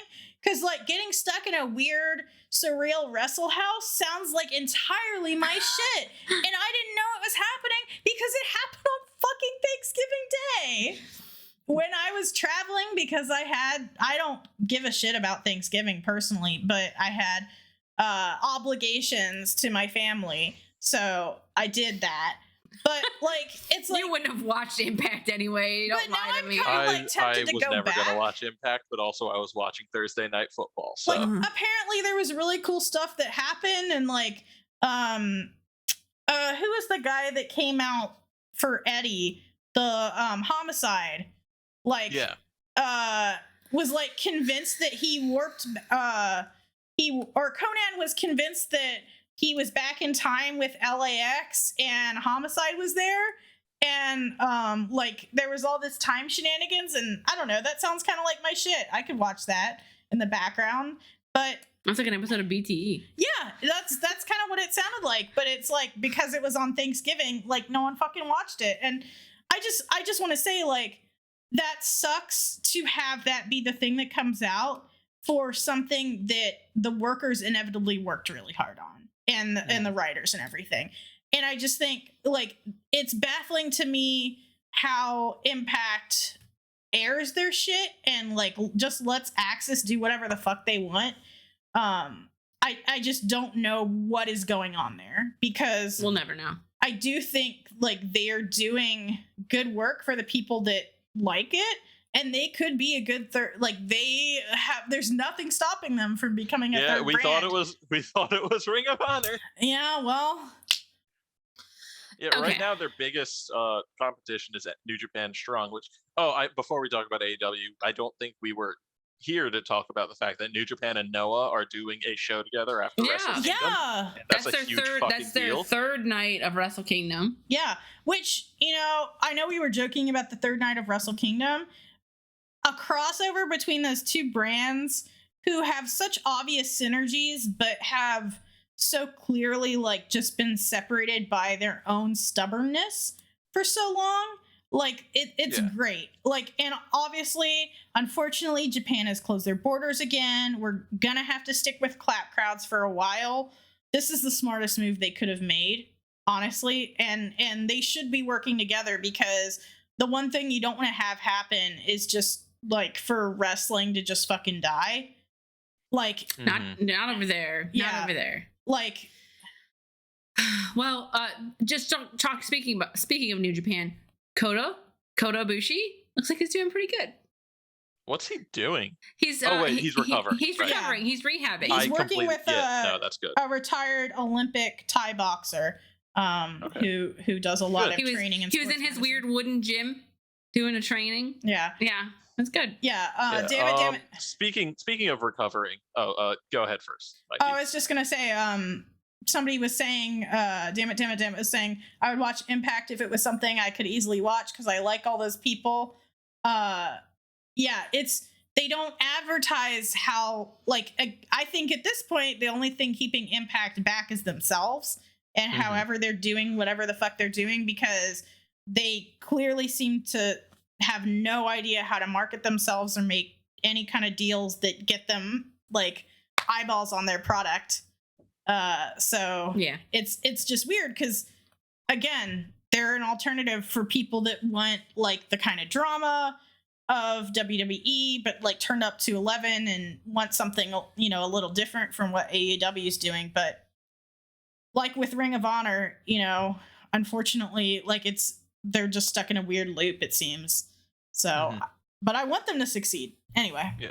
Speaking of New Japan and recovering, Katsuyori Shibata just did an interview that the first part came out today. Oh yeah, and there was one specific bit from it. You can find it on New Japan's website.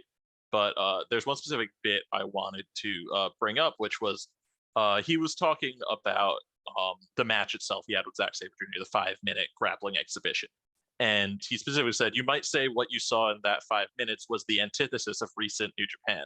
And the interviewer asked, so there was a message to that. And Shibata's response, I think, is really interesting, which is, look, I'm not throwing anybody under the bus at all. Every single one of the wrestlers are busting their asses every night, and I absolutely understand that. But there's an essence, something very important about New Japan that's been chipped away at. I can't really put it into words, but I think there are fans that feel without this X factor, it isn't quite NJPW or isn't quite the New Japan that resonates with them. And that's been really hampered in this COVID era. Yep. And I do know a lot of people that I know, or a few people that I know personally, have said the clap crowds really interfere with that spirit. But I totally get that. But at the same time, and I do agree to a certain extent, but at the same time, like, running the same show like 5 nights a week is not it either, right? Like, that you're taking the fighting spirit away from something where fighting spirit is what matters. So that's a weird thing, because I think that's always, even when New Japan had the X Factor, that was kind of their model, was they would have their one event a month, but the lead up to that event was like a local string of tour shows that, like, I think the big problem is that everything is being recorded and put on New Japan World when you only should need to watch the main events. Yeah. Like, you don't need to watch most of the Road to Wrestle Kingdom, or you shouldn't need to watch the Road to Wrestle Kingdom. That's there for live crowds to have something to look forward to if they can't afford to make it to Wrestle Kingdom. Right, Mhm. that's But true. the current era means that because the live crowds suck, even those shows aren't really fun to go to. Yeah. So it's a rough time right now. Japan's wrestling scene specifically has been absolutely destroyed by COVID, and Yeah. I'm hoping they're able to get back on their feet next year. Or here. Yeah. Well, and the wrestling, the circuit of the wrestling, the house shows and the road to things in like all those small Japanese towns. We're here in Iwate. Yeah.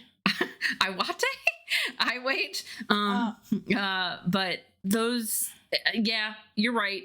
That doesn't need to be on. Well, and the other thing the is, New Japan World. I can't remember who said it. We were watching something that was like, yeah, I get it. We get it. Yes, you can put on a 60-minute match. Yes, we understand. I don't need to see you wrestle for 60 minutes. Like, please, for the love of God. I believe you can do it. Now, don't have that match ever again. Yeah. Right. Yeah. And I think that's kind of the thing, too, is like, you can put as much into like a 5,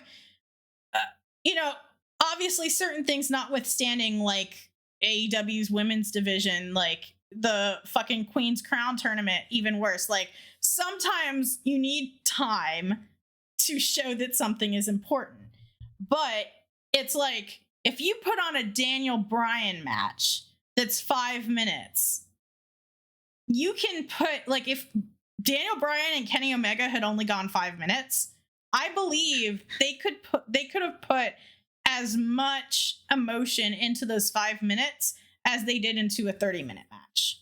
Like, obviously it's then a different kind of match, but yeah, Kenny, as a man who's wrestled for 60 minutes and over, Kenny says that wouldn't be a match I would show somebody if I wanted to show them what was cool about Kenny Omega. Yeah. And that's it. Like, that's also why the G1's really good. Yeah. Yeah. Like, the G1 felt like New Japan, like, hadn't felt like, you know what I mean? Like, it felt like it hadn't felt in a while. And when I was watching that main event on the G1, when I was watching it felt special because Ibushi and Okada were doing a good wrestling. And I was, like, invested in what they were trying to tell me here. And then, what happened, but... Well, and then, like, I know the people that went to the New Japan US shows where, you're performing in some nothing venue in front of not that many people, but, everyone that is there, like, obviously there were the memes and jokes about, how few of the seats were filled. But the thing is, like, the people that are there because they really want to be there. And the people that I know that went to... it's not like WrestleMania where half the crowd doesn't give a shit. Right. And the people that I know that went said that the shows were incredible because the performers, like, gave the most they could. Like, there weren't any 30-minute classics or whatever, but, sometimes that's not... You need the variety is what I'm saying. And I think New Japan needs to understand that. Jay White is... At least for now, I'm not going to, I don't think we know too much about the situation of getting back into Japan, but Jay White is ostensibly on his way back for Wrestle Kingdom. Yeah. I don't know if he made it in before they closed their borders. I don't know what the situation there is, but that was at least the plan because Jay White was that kind of he brought unpredictability to New Japan's main event scene whenever he could. He ended matches with roll-ups. He ended matches in 15 minutes. He made everything really exciting because a Jay White match, you genuinely don't know where it's going to go. Could steal your damn briefcase by hanging on the ropes. And also, he can have a 48-minute match longer than Omega versus Okada at Wrestle Kingdom. Yeah, and then he can turn on a dime, turn from being this absolutely dastard as sinister figure. I was gonna say Jay is sinister, Kenny's maniacal. Okay. Those are two separate things, I would say. And Jay's also petulant, I should say. Yes. He can turn just on a dime ever so slightly into all indications are he gave a promo before he got COVID and came to the US that was like the most heart-wrenching promo I think I'd seen in a while. Obviously now Eddie Kingston has had several promos since, so it's not the most heart-wrenching promo I've ever seen because Eddie Kingston exists. Yeah.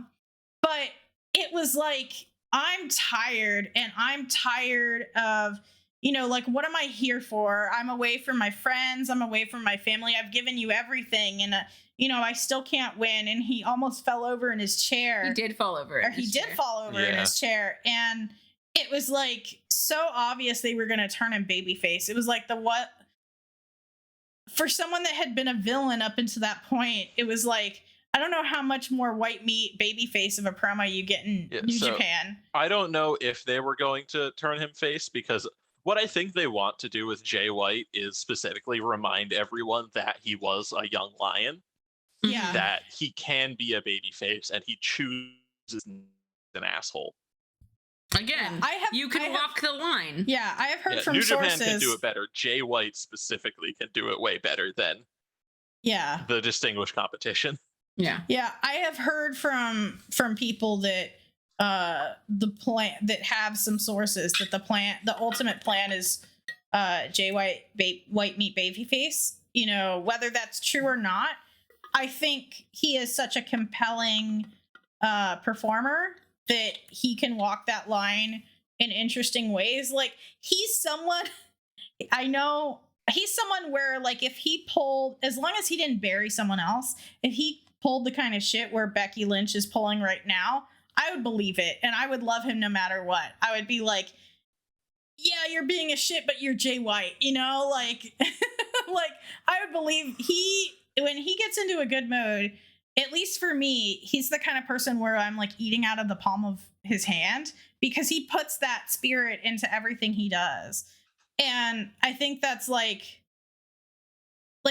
yeah, I just think, like, if New Japan can recapture, like, he's such a, like you said, Vishal, he's such a, like, flashpoint or, like, firebrand that if he can come back, I think he can help energize some of that. Yeah. We'll have to see. We'll have to see what happens. Sorry, Jay White is someone that, like, with that promo, he just, like, entirely got me. And I'm like, okay, I see. All it takes is one. Which will bring us at last, at long last, will bring us to, we'll do a quick overview, overview. We'll talk about Full Gear because Full Gear happened in the time that we weren't around. Yeah. And then we'll kind of like talk about what the fallout has been since that point, which Darby Allin versus MJF was match of the night. That's really all I got to say about the show. It was match of the year, actually. I need to add that. Well, Vishal has his opinions, and I respect Vishal's opinions because he's my friend, and I love him. They had a very good match. MJF is a person I want to put my eggs in his basket, but then he keeps throwing them out aggressively. Okay, I went on a big rant in a chat full of friends, Vishal included, earlier today, and I tweeted it last night. I'm fucking done with MJF. Like, until someone says, "Hey, Mikey, you can come back." Like, I tried, because I keep like, he keeps losing me, and then he brought me back with that incredible match and the incredible post Full Gear promo that he did, like on the next Dynamite, like just absolutely, like, and he got me with like the program he started, like the start of those program with Punk. Yeah, when it was like, okay, you're the best in the world versus better than you, and it, like, that to me is like, that's pure gold. And then last night he said the most, like, not the most misogynistic thing, but it felt like the worst part of the Attitude Era, when you would get people shit talking about China to Triple H and, like, insinuating, like, shit like that. Like, he was saying Punk, who is a married man, was trying to get into Britt Baker's pants. and just kept yammering on and about it over and over and over again. And I'm like, and not only that, but his commentary, like, he wants to get his phrases over so much, he like kind of buried a really decent match that Lee Moriarty was putting on, that Lee Moriarty was really proud of. Lee Moriarty, who's like Lee Moriarty, who wrestles CM Punk. Yeah. And is one of, you know, the top indie talents that AEW has signed. And at this point, I'm just fucking done with them. Like, I can't keep riding this yo-yo. I can't. And it's getting to the point where it's like, no, like, trying to hold out hope that he's gonna do something and having my like, or that the dial gets turned or the flip gets switched finally. Like, and we're no longer we evolve into another type of performer. And I can handle a lot. Even I can handle like every night him coming out, cut my music, like, I can handle that, whatever.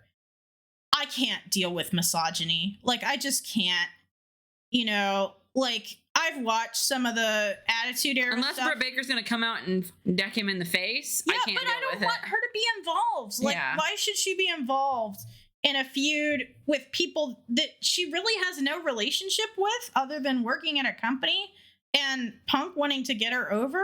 Yeah. Like, it's stupid. Like, I didn't want her involved in Adam's stuff, and I don't want her involved in this. She's better than that, honestly.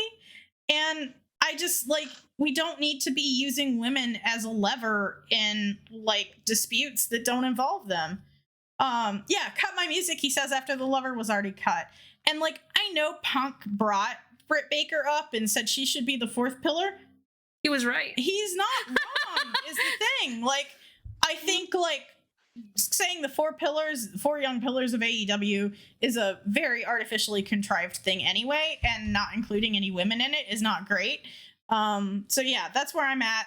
Rant over. I won't go longer than that, but it was a good match at Full Gear. Yeah, don't catch me talking about MJF any point on. It's just my perspective on the MJF stuff is different, but I don't think we need to go into that. Yeah, like, I want to. Anyway, I want to like him, but I want to like him specifically because he's going to be here for a long time and in a prominent position in the company, and I want to have a reason to continue to watch the company that I like watching when that happens. So that match was great. It was. His commentary was shit. His promo started with what would have been an okay zinger that he made a very unfunny, prolonged joke that just shut the fuck up, dude. And then he ended it saying he was going to kill CM Punk's dog, which at that point, like, this week was a bad. Like, get better. Like, get good. Like, Punk said it before. Get good. Like, you're not doing anything that anyone else can't do. Mm-hmm. Like, that is the point. Like, that is really the point. It's not as cool or as heat filled as you think it is, dude. And move on from there. Full Gear, oh my god. MJF, the Lucha Bros versus FTR was next, I believe. Really good match. It was a little weird, the finish. Like, they were going for a thing where they pinned the wrong man, but Dax Harwood might have been injured. I don't really know. He was. There's a bit of a rough spot at the end, so it ended in a way it wasn't supposed to. Which you can almost always tell when something like that happens. Also, I feel like there was like a timing issue maybe too. Mm-hmm. Yeah, but the good news is they're having a 2 out of 3 falls match. Is that tomorrow? I'm not sure. It's AAA, right? No, they're having one right before their AAA. No, it's not this week. It's next Rampage. It's next week's Rampage. Yeah, but they're doing Rampage and then the AAA event. So I don't even know how that works out. Do they red eye it? Yeah. So what's happening is they're having a 2 out of 3 falls match right before they have a single or a regular tag team match at AAA because AEW does not give a shit anymore. No. Tony Khan said, "Fuck you, Triple Mania." Yeah. Kenny also said, "You take my belt." If AAA isn't gonna get grumpy about it, I mean, AAA is already kind of like, I feel like, kind of gotten them heat by booking the belt the way they did. So like AAA has caused AEW to get heat with them. Yes. Yes. People don't understand that AAA doesn't give a shit about their belts, and at AEW they do care about belts, period. So, you know, like, yeah. They made Ricky Starks a champion. Like, he's on the champions page now. People were like, oh yeah, he's got his own lower third. Yeah, he has his own lower third, because people were like, well, everyone else, you know, like, he has a belt. Like, does the FTW championship not count? Like, he won it in the big thing. It's true. And then they go, shit, you're right. And then they fixed it. Yeah. Yeah, so that match was good. Some wonky finish, but it was a great defense from the Lucha Bros versus FTR, who are a great tag team. Bryan Danielson and Miro continued to... They did what Bryan Danielson and Miro were always going to do and had a fantastic match. Yeah. At that point, we were 3 for 3 for really great matches. And then we had the trios match, which I did not love nearly as much as y'all did. And I found tiring because it went for 22 minutes, 35 seconds, and I think it could have ended at 15. I think there were some things that I learned after that match, which I'm always going to love a Young Bucks match, like, no matter what. But Nicholas was hurt. It didn't ramp up in the way I wanted it to. The way that a Bucks match usually, like, ramps up, like, in the same kind of way Kenny's matches, like, they hit another gear at some point. And it didn't, and it was due to Matt and Nick actually being kind of banged up. Well, and they also seem to have some weird match chemistry, because I know, like, we were watching Botchamania, and there was, like, when they went to go kick Luchasaurus, like, Luchasaurus didn't turn around, so they had to say, like, turn around to him. Yeah. So I think there was some stuff just in the difference of styles, and I think because it was because Luchasaurus actually is the guy who, like, injured Nick in the first place. I think there was some weird, like, we aren't giving it 100% because we're kind of afraid, you know, or like we're kind of like shaking it a little gingerly, and it showed. I don't think it was the best match ever, but I think it was still, like, it was, you know, it was good. Once a pay-per-view starts to pick up momentum, right, when you have a banger and then a banger and then a banger, and then you're like, okay, this is also going to be that, but it's not quite that. It's like it's kind of like your scales are now off and not need to readjust. Yeah, I did. Like, I was just kind of like too zoned out with my thinking brain. But then when you said, like, even like more than a normal Young Bucks match, it just kind of felt like a bunch of set pieces. Yeah, like, kind of, and it didn't have connecting, like, tissue. I think you're right there. Young Bucks matches. I just think this one was one of their weakest, and yeah, that's why I kind of think they took about a month off since the pay-per-view. Yeah, and I think they needed it, and I think honestly they needed it because I think they were still kind of like nursing injuries since the cage match in all reality. Yeah, because they put 110% of themselves into that thing. Yeah. But I understand, you know, that they wanted to give Jungle Boy his rubber match, so to speak. And, we didn't talk about, like, the set piece at the end, which was the angle for the match in general, which is Jungle Boy became a jungle man. Yeah, and Christian is slowly, insidiously trying to turn him heel. Yeah. So. And then we followed that up with the worst match of the night. Just for some reason, we had a tag team match where both teams were suffering from WWE syndrome, where they couldn't coexist. And it just ended like a singles match between Pac and Andrade. What the fuck were they doing that whole... None of them needed to be on that pay-per-view. It was a fully stacked card without them. Yeah, and then the really stupid thing is... They put on a great match, a similar match the next week that had the Lucha Brothers in it, so actual tag team people. Yeah, and FTR. Was, like, so much better. The 8-man was so much better in every conceivable way, and it's just kind of like, even Cody was like did a really great job in the 8-man. So yeah, can we just like pretend that match didn't happen on the pay-per-view? This didn't happen.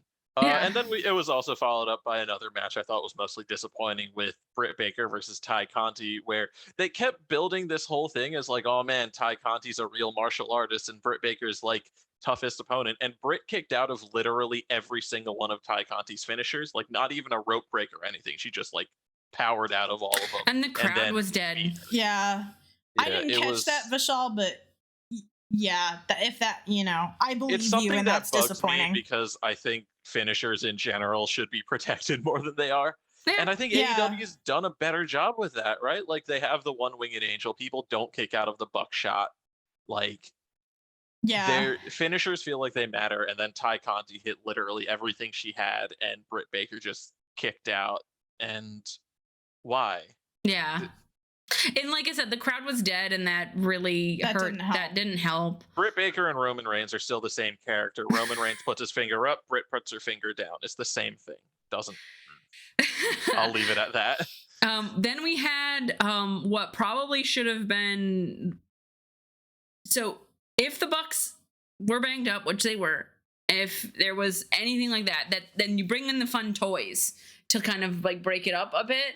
So the America Top Team versus the Inner Circle had first we had Punk and Eddie versus CM Punk. Oh which no! was Yeah. I think the shortest match on the card at 11 minutes and was So just real good. fucking good. Eddie started the match by hitting his finisher on Punk, and it just went up from Yeah. like, man. Yeah, it was real. It was. I'm sorry, I almost Incredible. forgot it. It was really good. Incredible. The fucking But then yeah. the Inner Circle versus a Men of the Year Top Team was the match I was expecting to be the worst and dumbest of the whole card, and it came out like not great, but I had fun. Yeah. I didn't really tune into it. I think this is when I went to do cat related chores. Yeah, But- the entire match, the Inner Circle would pull out like random kitchenware, and Tony Schiavone would very excitedly name whatever kitchenware was pulled out. That's like pretty good. if it was a frying pan, a toster oven, I a baking I did tray, see something like, about the bunt cake. Yeah, the butt pan. a bun cake pan. Yeah, Yeah. it was like everyone was having a really good time. I was having a really good time. It wasn't a great match by any stretch, but I need to like point out that Junior Dos Santos really gave that his all the entire match. Like he put on a Pat McAfee performance in that Yeah. match, Great and job. I respect it a lot. Great job, everyone. At this point, I was in the anxiety zone. I was living in the anxiety zone. I mean, obviously, we wanted the Bucks or the Jungle Boy to get his rubber match, but I do wonder if that couldn't have been on the like buy-in or something to at least separate the like space. having two like street fight-esque no DQ Yeah. things. Yeah. Yeah, because I mean, I also think that they should have switched the buy-in match with the Cody versus NXT match. Oh, because the buy-in ladies match is actually really Yeah, the good. buy-in Yeah, we didn't ladies talk match was about it, incredible. but Sheeta and Rosa versus Jamie Hayter and Nyla Rose was a really, really fun match. Yeah, I agree. It was. Yeah, no, we could have done some swapping and made the show feel a little bit better overall. Mm-hmm. Yeah. Yeah, and then we went to the main event, which Yeah. has been AEW has been building to this event for over 2 years now, for 2.5 years. Mm-hmm. My feelings on it are Kenny Omega was clearly banged up, and this match wasn't as good as anyone wanted it to be, but it was good enough, and that's Yeah. fine. yeah, The emotion was there, if nothing else, which is what I think everything was riding on.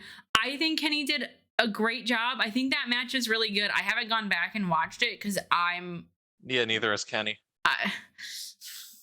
I'm plot points. I'm very proud of him. I'm so proud of him. I know I should be saying I'm proud of Hangman, but I'm so proud of Kenny. I'm gonna get a little choked up. He did like he gave us a lot that he clearly struggled giving us, but he did more than he needed to. I don't know, the match itself, Kenny did an incredible like springboard like fucking Liger bomb that was incredible and probably was the best spot of the entire match. Mhm. yeah. The buckshot, there was Hangman doing the one-winged angel and Kenny kicking out of it. canonically making it so the only two people that can kick out of the one-winged angel are former tag team partners. And also, like, obviously at that point we didn't know Kenny couldn't fucking lift his arms, but that's a great way to adjust and give the audience some of what they want while also, keeping that very keeping the canon and also not forcing someone to do something they physically cannot do at this point in time. And like this incredible moment that how could you have ever known it was going to happen when Kenny walks out and goes to go up the steps, and there is that person holding that sign that says, "What would Coda think?" And he looks at that sign for longer than he needs to. You could never have rehearsed a moment like that, and it just was like, it felt like very and then organic. And then he gave, he came back at the next Dynamite and said, like, there are things I need to do that I can't do here. And like, Hangman won the belt. It was so good. I don't mean to gloss over this. I love that Hangman is champion. And he threw away the beer and hugged his friends. And it was really good. And it meant everything we needed. It was so cathartic for so many people that wanted Hangman to be this guy, and now he is the guy. And that was the whole point of all of this. And they figured out a way to fix all the missteps along the way. That made people uncomfortable. Yeah, like the whole like the beer, like the alcoholism. I don't need it. Like, that is all of it good. Like, and also, to be clear, like, he's not an alcoholic.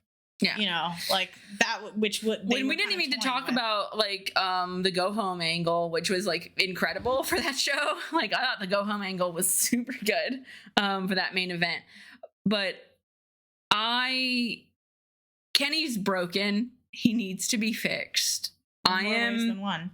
We've closed the chapter on like a big part of AEW from when the company started to now, and that means Kenny walks away for a while. And I was really appreciative of the fact that now, I mean, and I don't think you could have played it any other way, because it spilled out just maybe hours after Full Gear was over that Kenny was so hurt. And how can you not have sympathy for the guy that like gave you like match of the years basically all his time with the belt, and he was so hurt.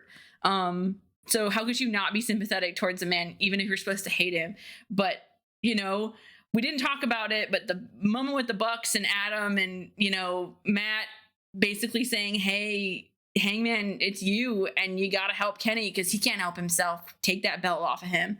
I thought all of that was great.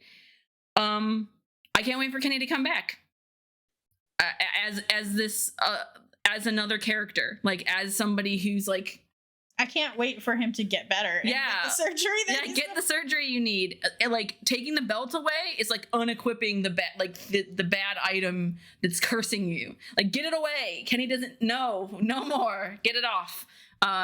So Kenny can like heal mentally and physically. And honestly, I'm really excited to see where we go, because Cleaner, I got this. What's wrong? Oh my god. Was really, really very funny. Fucking Adam Cole. I also just want to say on the match, just the ending was weird to me, because there's Hangman hits the buckshot and Kenny he doesn't like do a flip or whatever. He falls over, which is fine. He's injured, whatever. But just the way he just kind of tanked it and then fell down and then lay down for the pin and kicked out at like right after 3 I was like, is this a Hogan thing? Is this supposed to be a Hogan thing? I don't know. But that's just where my mind went, because I don't know why Kenny would just kind of kick out at 3.1. I'm not sure. What I will say is that I think, we got to the point we needed to get to. I think we'll come back and look at it. And I think we'll have another hopefully when Kenny's all fixed, like we'll do what we need to do. But Full Gear was a good, it was very emotional. Like, I was very emotional afterward. Not for the reasons that you think. Maybe you do, because now you know why I talked about all this and brought Hangman up like once or twice. But I'm excited where the next chapter goes, not just for Kenny, but I think AEW after Full Gear, the Dynamite after Full Gear, they came out swinging, because that show after Full Gear was real good. The show right after Full Gear was great. I do think the shows since have been a little lackluster so far, but we'll get there. Even if there's been like good moments, I will say I think probably the most obvious thing to me about this past week, I know Tony Khan really wanted to do the gimmick with every match has a guest commentator. They didn't talk about that on the program. Tony put it on fucking Twitter. I know there were 3 different like full entrances on TV that just didn't need to be on TV. You can have Hangman come out before Dynamite starts to like make the crowd pop. You can have Adam Cole come out, do his like in-ring entrance, then walk back up to the commentary. Very funny. They didn't say that was the gimmick, and I think like Tony Khan's word of God apocryphal Twitter is not the way to convey things to your audience. Like, just have like Excalibur say, "Hey, folks, we're having a whole string of folks fill JR's Jim Ross spot. is out currently. We're having guest commentators for each match. That works. We're happy with it. Put it in the product. Like, this should have been on Dynamite. Yeah, and the close was in the middle of the show. Thunder Rosa was like, because JR's not on, they asked me to be guest commentary on. Oh wait, no, it wasn't even JR. It was because Jericho wasn't around. That's stupid. Yeah, it's weird. Stupid. It's weird. Yeah, it was weird. Like last night's show was weird. The shows previous, like the Thanksgiving show, it was like the day before Thanksgiving. And Thanksgiving show I thought was pretty, like it was all right, but it was also like a show they didn't expect many people to watch. Yeah. I mean, I do think the whole, speaking of Hangman, I think the angle between him and Brian really good. Danielson is really good right now. Brian turned heel on a dime. He's always been an asshole. He made everyone think they liked him. Yeah. And, now that it's like, oh, I'm going to hurt all your friends.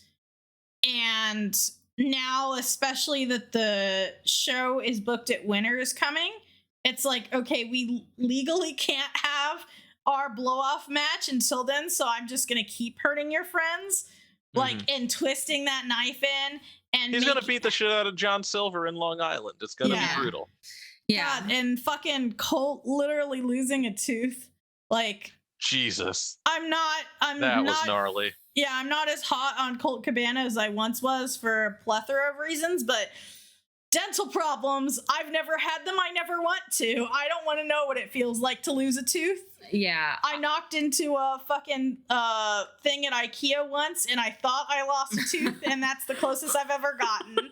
So, like dental shit gets me because it's really different. Teeth are bad. Yeah. So I bought tickets to Winter is Coming yesterday. I think it was yesterday. Yeah. And so I'm gonna be there, and so far Bryan Danielson has not won a match that I've been in attendance for, so looking forward to that one. Well, he's also not lost a match, so I will say this. I think there is some like, I don't think it'll happen. I think in fact it would be perhaps a slap in the face. If Brian won that belt from Hangman. Squared Circle fantasy bookers want to say that Bryan Danielson's winning the belt because Hangman needs to have a short reign, because faces need to have short reigns, because they refuse to admit that they've all drank Triple H's Kool-Aid. Yeah, not WWE even WWE brain they're poison. in Triple H brain poison. This is NXT. Yeah. This is Reign of Terror Triple H. They just think that they like it. Yeah. Rough. But no, that's not gonna happen. But the little pieces and parts that make you think that could happen are have accumulated. Like Brian saying, "Oh man, I really wanted to beat Kenny Omega for this belt, but you're not Kenny Omega." Like, and also like the Winter is Coming. Like the weird things happen at Winter is Coming since last year. Like we went all wonky. We got all wonky last year. We had a screw job. We did have a screw job. yeah, so there's little pieces and parts that make you think maybe this could be different results, which I think is what you want. Like, you want to have that plausible, like, this could definitely happen. Like, I think a lot of people at Full Gear thought when Brian won that match against Miro, there were some people that were like, is Hangman gonna win the belt, or are they just gonna pivot to Omega and Danielson? You know, and it didn't end up being that way, but those little kernels of like things that make you think that maybe something could be different than it is. Again, things that are predictable aren't necessarily bad. And yeah, I am like, I'm a little sad that Kenny's not here. Like, he was really like one of my favorite parts of the show. But I think it's a testament to the work he did that everything's kind of, we're still here. Like, Kenny, take your time off. We don't need you. We still have Adam Cole. You did a literal ritual to get him. Yeah, Adam is here. Adam is trying to take Kenny's spot. I almost wish that when Kenny walks back in, he's like, "This is not my beautiful house." So what have you done? But I hope that Punk and MJF starts pivoting in other directions than it currently is at. Punk is fine. Punk is great. MJF needs some work. I hope that Punk can, like, behind the scenes help him to be the place he needs to be, but again, for what it's worth, I know y'all don't want to talk too much on MJF, but Britt Baker did just make a thing saying that she loves MJF still. That's fine. At the very least, I think that he's not saying anything that is making the individuals involved uncomfortable. Not that absolves him of making the viewers uncomfortable. Yeah. No, and I get it. Like, even if he's like, I'm gonna say this tonight, is that cool with you? Like, even if she was like, yeah, I mean, that's, you know, more power to you. Like, you take that however you want to and spin it in ways that are good for you. It just like, yeah, I just don't. I think for me, the other issue is if the women's division was obviously in a good place. Yeah. I would be less concerned with it, right? Because I know Charlie's not as into, not that you don't like the women talent, but like you're less into women's wrestling maybe than I am. I want to make this perfectly clear. I love women's wrestling. I'm also just very gay. And I don't know, like, I am very much like, I like Britt a lot because she reminds me of Kenny in certain ways. Like, I have to be like, I have to hone in on like the character points that I like about you. And I think that's probably what AEW has failed at the worst, is with the women, besides getting them on television, is like really evolving the characters and giving them that spotlight to get them to a place where I can say like, oh, I love watching you. Because for me, it is almost never like, I love watching you wrestle. Sometimes it is, but for me personally, it's like, I have to like the character you are. Like, and then everything else around it is enhanced by that. And I think if we had more time for the women, maybe they would have more time to get over in different ways with me. I give them the world. They deserve the world. It's just that, like, I need more character moments from them, and the program's not giving them to me. Yeah, and I think in a lot of ways, I think that's why, like, a lot of people say they don't get Riho. She has not had any character moment. She's just been a good wrestler. Yeah, and also this is why Jamie Hayter has been exceptionally over, to the point that she got matching chants with Thunder Rosa during their match last week, which was great. Which was a great match. Love both of them. They're exceptional wrestlers. Yeah, I think and Chris and Ruby's match was great yesterday too. Yeah, like, I think the problem is, especially with like, Riho is a classic kind of like Joshi face. Like, she is the Disney princess with chutzpah, and the problem is that only works. Put a hard C on that word. Chutzpah. There's no C there. I was like, what the hell did you just say? Sometimes Gesundheit. Sometimes I say words as I read them and not as human beings say them because I read. I grew up reading and not talking to people that much. Mikey's the Microsoft Sam. But yeah, Computer's default voice. that was an uncanny impersonation, Michelle. But anyway, so like that only works in relief or like when put up against like a heel character that puts the face character into relief, like and it only works when like other people all like, so in Tokyo Joshi Pro, which is where like I'm pretty sure Riho went back to do like a couple matches, yeah, because it was at Wrestle Princess too. Like there are other face, like the champ face right now is like a striker who basically is like almost pure Resu. Like she does Malachi Black's finisher almost better than Malachi does. Like to the point where Malachi he's like, even said it's better. Yeah. Like she is incredible and just like almost kind of like a Superman goody version of a goody two shoes. Like just super powerful, super like good hearted. And whereas Riho is like never give up, never give in. And John Cena? Kinda. Sorry. But like, I'm just making a joke because he used to say never give up, never surrender. Oh, okay. Yeah. Okay. Also loyalty, respect. Also loyalty, respect. You know, like they have people who like Maki Ito, cutest in the world. You know, like if you want to find out more about Tokyo Joshi Pro, back when this was written articles, I used to write a lot about their little weekly matches that they used to put on. But like everybody has kind of a thing. So Riho's thing being just like, I try really hard, like makes sense because everyone else has a thing. And in AEW, so it's like yeah. Yeah, so like her gimmick being a little bit blander works because everyone else's gimmick is really strong. But then in AEW, with the women's gimmicks on the whole being weaker, and even Statlander, it's like, is she an alien? Is she just really strong? Like, I don't even know what's going on. Is she just a best friend? I don't know what's going on with her right now, which is kind of a bummer because she's one of my faves.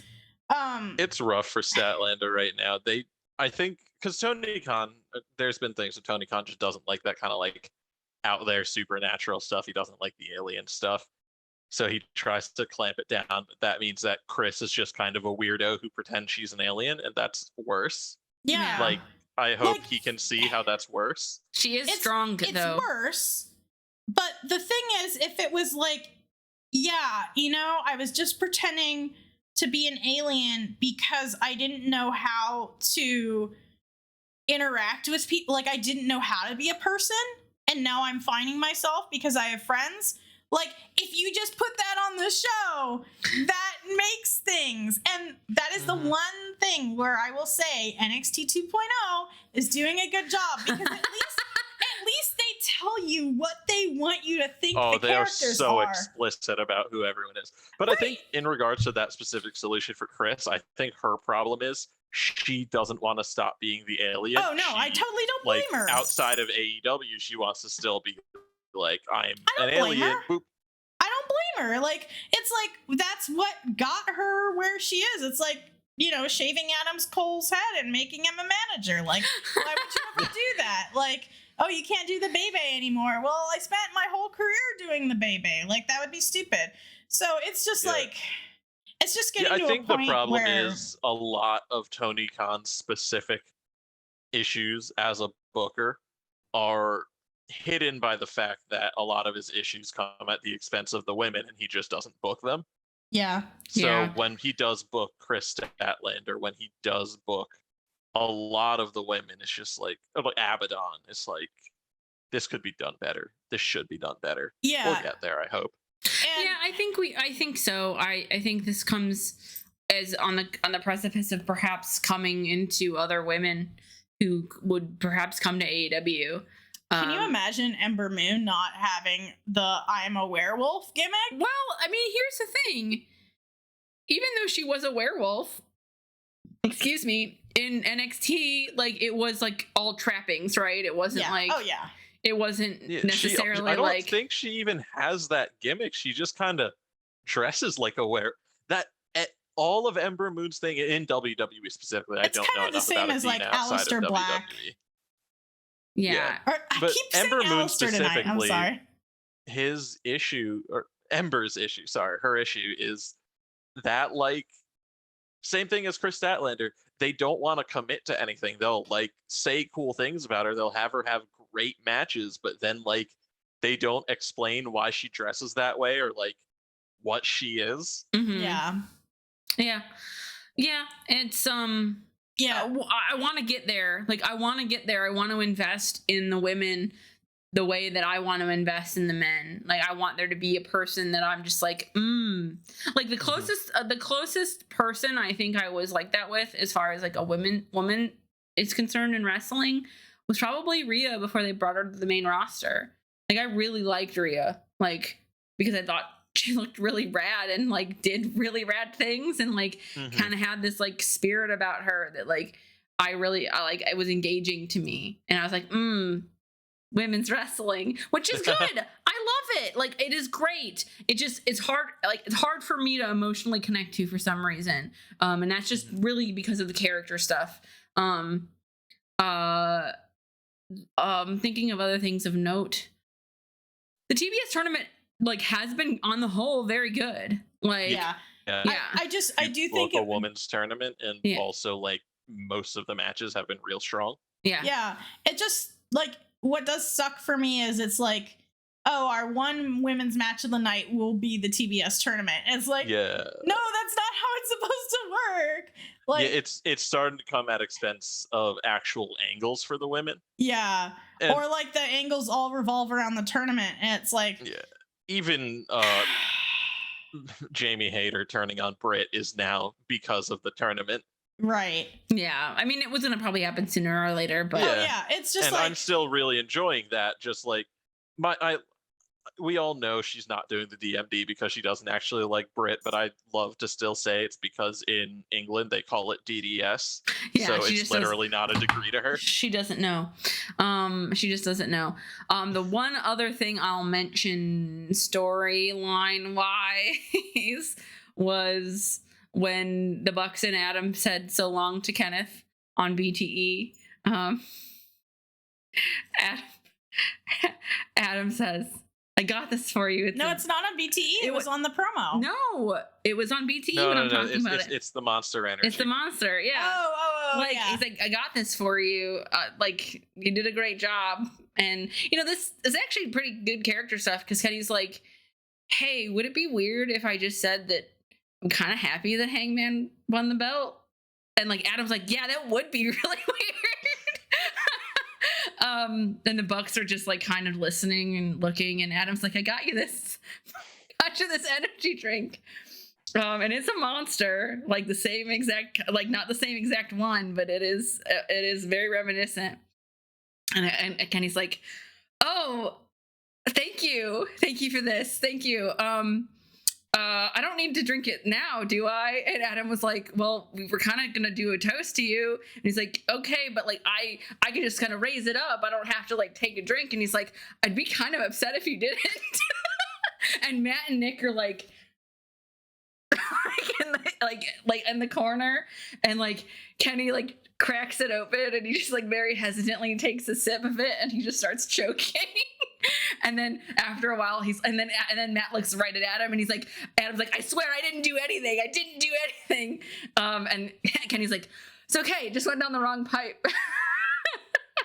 And at the very end, like Nick gets up and he's like, oh God, I thought you were gonna murder him like we murdered Cole. And then both Kenny and Adam, for different reasons, say, what? It was really good. I really enjoyed that at the end. It was a nice way it was a very funny full circle way to send Kenny off. Yeah. I feel like before we should wrap up, so we talked a little bit about Cody went from... Oh, God, we actually did completely forget about Cody's match yesterday. Cody went from having the really just not great pay-per-view match that we're now saying didn't happen to having the good 8-man with the Lucha Brothers and Pac and Andrade and FTR. And then last night, Andrade and Cody wrestled again in a literally no rules. This is a no rules match. They said this match An has Atlanta no street rules. fight. This match has no rules. And I was like, what? Then it's not right. I was like, what? You can't have a match with no rules. But that's what they said. There's one rule at least. That's what they said. And so last night is the night that I know we've been back and forth on Cody's doing this and Cody's doing that. Last night is the night that I realized that Cody is doing Triple H. Post DX Triple H, the Helmsley McMahon era. He's Triple been doing H. that since he teased that with the pedigree against Malachi that night he won. Did, but I didn't realize until last night, and it wasn't even the golden shovel. It was the sledgehammer? It wasn't even the sledgehammer. Really? Wow. Mikey did a deep cut. It was Brandy coming out with the lighter and then going ringside and snarling. Like, I could not find it. I spent forever looking. I was sleeping next to Mikey and I woke up at like 1 a.m. and he was still I'm clicking through he was still watching clips of the Attitude Era, and I'm like, and I cannot find it for the life of me, but there is, I wish I could do the side by side. Stephanie McMahon, I know, because we watched a bunch of that for Match Club when we did the Mick Foley and Triple H feud. But Brandy made the exact same face that Stephanie McMahon did when Triple H kind of like turned her. And like the exact same, we are in cahoots. We are just the absolute sadistic power couple. And I was like, that's it. Like the golden shovel, I was like, And I know Cody's done Triple H stuff before, obviously. I don't think that's like long-term storytelling to get to this point. But like the golden shovel. No, but you see on Squared Circle, they told me because Cody started out at AEW by taking a sledgehammer to the Triple H throne, this is long-term storytelling, even longer than Hangman. Oh my God. It's not. Squared Circle was a bad idea. We've yeah, but yeah, I see, you know, because it's like, is he doing John Cena? Is he doing Roman Reigns? No, he's doing Triple H. And I think that's I enjoy that just because I do regret, it's maybe the most regrettable thing about me that I really find that version of Triple H hot. Mikey said it several times. If you go back and listen to our Match Club episode about that, he says it several times. I do. You can get all the incriminating evidence that you need. Sorry, the Triple H theme song before the game. My time is really good. It is. I mean, I think the game is better, but I think that the game is one of the best wrestling themes they've had, and the King of Kings is fucking atrocious. Yeah, it's bad. Yeah. Where do you stand on Evolution is a Mystery? I don't like it. Entirely because it starts off with evolution, and that's the worst way to pronounce it. All of this to say, it sounds like we're kind of avoiding talking about what happened at the end of the match. Cody's back. Well, first of all, let's talk about the fact that Cody either had a burnt back from a trial run of this match, or he poorly slathered on some anti-burn cream to his back that chipped and cracked really uncomfortably and grossly, because his back the entire match was disgusting to the point that commentary was like, I don't know, did someone in the crowd spill glue on them? Were they drinking glue? I think it was some kind of flame retardant. Thanks, Taz, for implying that someone was drinking glue in the audience. It's Atlanta. Someone could have been. Taz was going on a completely different note. Taz was fucking on one last night. Like, obviously, Taz usually has JR to calm him down. He was just unhinged. He was like he was commentating it like he was commentating a dark, which is to say, just saying whatever the fuck comes to mind. It was just him and Excalibur. Yeah, on dark. Taz went feral. Yeah, he did. It was kind of funny though. I did love him doing the Ruby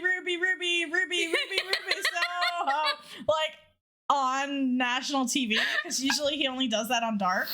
And then the fucking half-ass Scott Steiner promo where he knew exactly what he was doing, Yeah. but it just made no fucking sense. God, yeah. Cody. Taz, did someone spill a cup of glue? I'm like, why would Was someone drinking glue in the crowd? No, Yeah, Taz, no one was drinking glue. Why would someone ever have a glass of glue, Taz? But yeah, Cody had this on his back because he did a reverse superplex on Andrade from the top rope onto a flaming table that Brandy lit on fire, and I was like, this is stupid. I'm not a big deathmatch guy in general. I'm usually like, why are you doing this? It looks like more uncomfortable than it does cool for me, and I'm just understandable. This could have been better, and I think it was even worse in this match because Cody is literally on fire, and Andrade is shaking around the entire time he's getting pinned, but Cody still like pins him 1, 2, 3 there, and I'm like, what? Yeah, honestly, I was screaming at that point. I'm like, oh my god, he's still on fire. Yeah, Mikey kept saying oh my god, Cody's still on fire. And I was like, Bryce, like, thank God Bryce had the wherewithal to like stomp on Andrade's like suit after the pin, because I'm like, thank God, Bryce, because no one else was going to. They were just fucking carny shit, like selling the match. And I totally understand it, but I'm like, also, you have fabric on fire all around you. Like, someone please put the fire out so it stops, like, burning. And because I was legit worried. I'm like, wrestlers don't look out for their own safety. No, like, and then we're talking about Cody here, who wanted to take a chair shot to the head and did. Like, in an unprotected chair shot. Yeah. I think, did Sean Spears throw it? I don't remember. He did. It caught him. It didn't hit him in the head in the way that it would cause like a concussion. It just ripped him open instead. Yeesh. So yeah, this match was Cody excess in its finest. Yeah. I had previously said something along the lines of, I'm turning around on this Cody thing. I think I get it. I'm back to not turning around, or I've turned back around again, but I am settling in the, I see what he's doing. I understand what he's doing. I just don't really care about it. I think it's gone on too long. It is extremely Cody of him to say, okay, I need to up the stakes because clearly people aren't capital G getting what I'm doing. So I'm going to light myself on fire. I still think to a degree that's a work. Like, I think Cody is still, he is happy that people are booing him, and he's upping the stakes in this like fourth dimensional checkerboard kind of way. Yeah. But it's stupid. It's stupid. No, Cody. I agree. It's like the most Cody thing to be like, okay, I'm going to have a rubber match with fire. It's like, you didn't need to do that, Cody. Mm-hmm. And then especially because it's just the excess. His back, man. Did you see that picture of Cody's back from today? Yeah, it's gnarly. It's bad. None of us asked you to do this. Okay, so that's another thing. I go on Squared Circle too much for my own sanity. But there was like people who were like, oh man, Cody literally did a suplex onto a burning table for you people. How will you boo him now? And someone else commented easily. And I'm like, yes, I'm going to keep booing him. I didn't ask him to dive onto a flaming table. One of the things I didn't realize was when usually revealing the concrete and DDTing your opponent on top of it is a very heel thing to do. But not when Andrade is doing it to Cody, because I watched the recap, like, and you're still like, fuck yeah. I watched the recap of that, and I saw Andrade do the hammerlock DDT onto the concrete, and I heard the crowd pop for it, and I was like, this is weird. Like, I get it, and I'm also like, Andrade, do cool move. But Haven says there's an alternate universe where Cody did the exploding barbed wire death match, and there's also an alternate universe where Cody was in Blood and Guts. Yeah. Well, and I guess that's the thing is like Kenny. I know I'm a Kenny stan. Not even stan. I hate that word. Okay. I really love Kenny Omega. This is what I'll say. I'm not a Kenny stan because I won't defend things because I can still think critically. I feel like stans lose the ability in their brain to think critically about things. I am, however, a large Kenny Omega simp. Yes. Yes. That's a good way to put it. Yeah, I'm a Kenny Omega mark. Let's say that. Yeah, we both are. Like the exploding barbed wire death match made sense because it was like, I'm gonna outdo you at the thing you are the best at. Yeah. Andrade is not known for like doing. Look, it would be Cody on... and the Nightmare Family. He'd bring out Dustin. He'd bring out Haven says Cody 1v5 Blood and Guts Ultimate Universe, and I say it would be Cody and the Nightmare Family. Yeah. The worst possible alternate universe is we got Blood and Guts between Cody and the Factory back when that was happening. Ooh. Yeah. I said it. I said it. But yeah, like the thing is, like Mox is known for wrestling in Japan, wrestling death matches, wrestling, looking up to Onita, blah blah blah blah blah. Andrade is not known for setting himself on fire. So you don't have to set yourself on fire. Every time we say this, every single time anyone says Cody set himself on fire, which he did, there is a famous clip from the Attitude Era, from a pay-per-view in 1998. It is a first blood match between Kane and Stone Cold Steve Austin. And Kane, one of the first things Kane ever says with the vocoder voice, says that if he loses this match, he's going to set himself on fire. Please look it up. I'll even drop it somewhere so you can see it. It is so funny. And I just keep thinking about it every time you say it.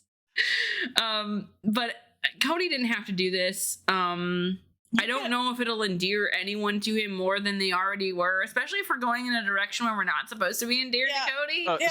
Speaking of people being endeared to Cody, after the match Fightful, and their recaps, reviews of shows, they had a headline that was something like Cody needs the help of a burning table, T-Pain, and a bunch of weapons to beat Andrade. And Cody's sister responded extremely angry.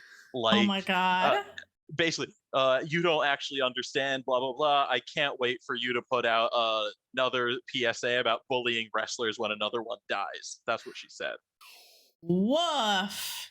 And like, Cody's sister, you should at least know that Cody's kind of trying to get this reaction. And secondary, this isn't bullying Cody. Yeah. This is... If that's a work, that's joke. Like a step too far. Yeah, I don't think it's a work. I think that Cody's sister shouldn't have been on Twitter. Yeah, probably not. All that to say, I think it would have been fine if Cody, and gotten the point across, if Cody had set a barbed wire 2x4 on fire. And that's where I'm going to live. Because the thing is... Just do it. Like, you didn't have to set yourself on fire. And I think that's the thing, Vishal, for sure, is like, there's going to be like I did this for you. Mm-hmm. And it's like, we didn't ask you to do that, Cody. Like, that's definitely, like, I feel that push-pull coming already. Yeah. Because that's the thing, like, when Cody's actually good. And I do think that they, like, when he had, you remember the belt whipping match segment yes, with MJF? Yes. And he just kept like putting himself through this 50 lashes, that's what it was. 10. It was 10. 10. And like he kept putting himself through that, and his whole family was like begging him to stop, and he's like, no, I have to see it through. That is like the good Cody, where the pathos connects. It's like, yes, we didn't ask you to do this, but you're being honorable by seeing it through anyway. And like, we're feeling this emotion and pain with you. We're not there anymore. And like I admire what he's doing, but like it's just like it's like when like a crush, someone has a crush on you and you don't really like them. Like maybe they smell, maybe they just annoy you. You know, this is like real high school shit, right? And they are like, I got you, like, I went online and I got the answers to the math homework for you so you could cheat and get a good grade. And you're like, I never asked you to do that. Yeah. Or like, I beat up this person that's been bullying you. I didn't want that. Now you've just like fucked up my life. Like, what are you doing? Like, that's what I feel like here, you know? Cody, I know that was a tortured metaphor, but I had to get the emotion across. Looking at Cody's back, like, I can't relate to how much pro wrestling hurts because I've never known how to do it, and I've never experienced it before. But I've been burnt before. And I can't imagine how Cody's back feels today. Mikey, my comparison would be like Cody is what happens when I let my dog out into the backyard and he brings back some animal. And I'm just like, oh, no, buddy, no. No. Oh. Now just just everyone's really sad. Yeah. Yeah, that's where I'm at. So it's like, yeah, I don't know, man. Like, I see what you're doing. I understand what you're doing. I can even appreciate what you're doing. But, like, then you went too far, and I'm just like... I'm like... Big sigh. Also, excuse me. There exists a space in which I think I understand what connects to me and what doesn't in wrestling. And what connects to me usually is stories that feel like they're not wrestling stories. Or they don't live inside the conventions of a wrestling ring. Like, the things that Cody does, because he wants to, because there is a tradition behind it, are very, like, traditional wrestling things. Yeah. I connect to Kenny and the Elite so much because what they do feels like I could turn a TV show on and watch the same kind of drama that I'm watching. And that doesn't work for some people, but it works for me. So I don't know, like there's a really big disconnect to the person I thought Cody was, like as far as a storyteller is concerned, to the person I think he wants to be. Like, I almost feel like he was being like pushed in this direction that maybe he didn't want to live in for one reason or another, and now he's... I'm going to say something which I do believe is true, but also entirely to Pop One Haven in our chat. Cody needs to pull less from the boys and more from Invincible. Yeah. Wow. I see it. You like that one? It's good. One for you. Don't ever say we didn't do anything for you. On a final note, I do want to say, now that we've kind of caught up on AEW and everything. So Charlie, when Vishal was here, Charlie, Vishal, and I watched Botchamania for the first time. Botchamania? Actually really good, really funny. I thought it would just be really mean and like taking the piss out of wrestlers, and it's not.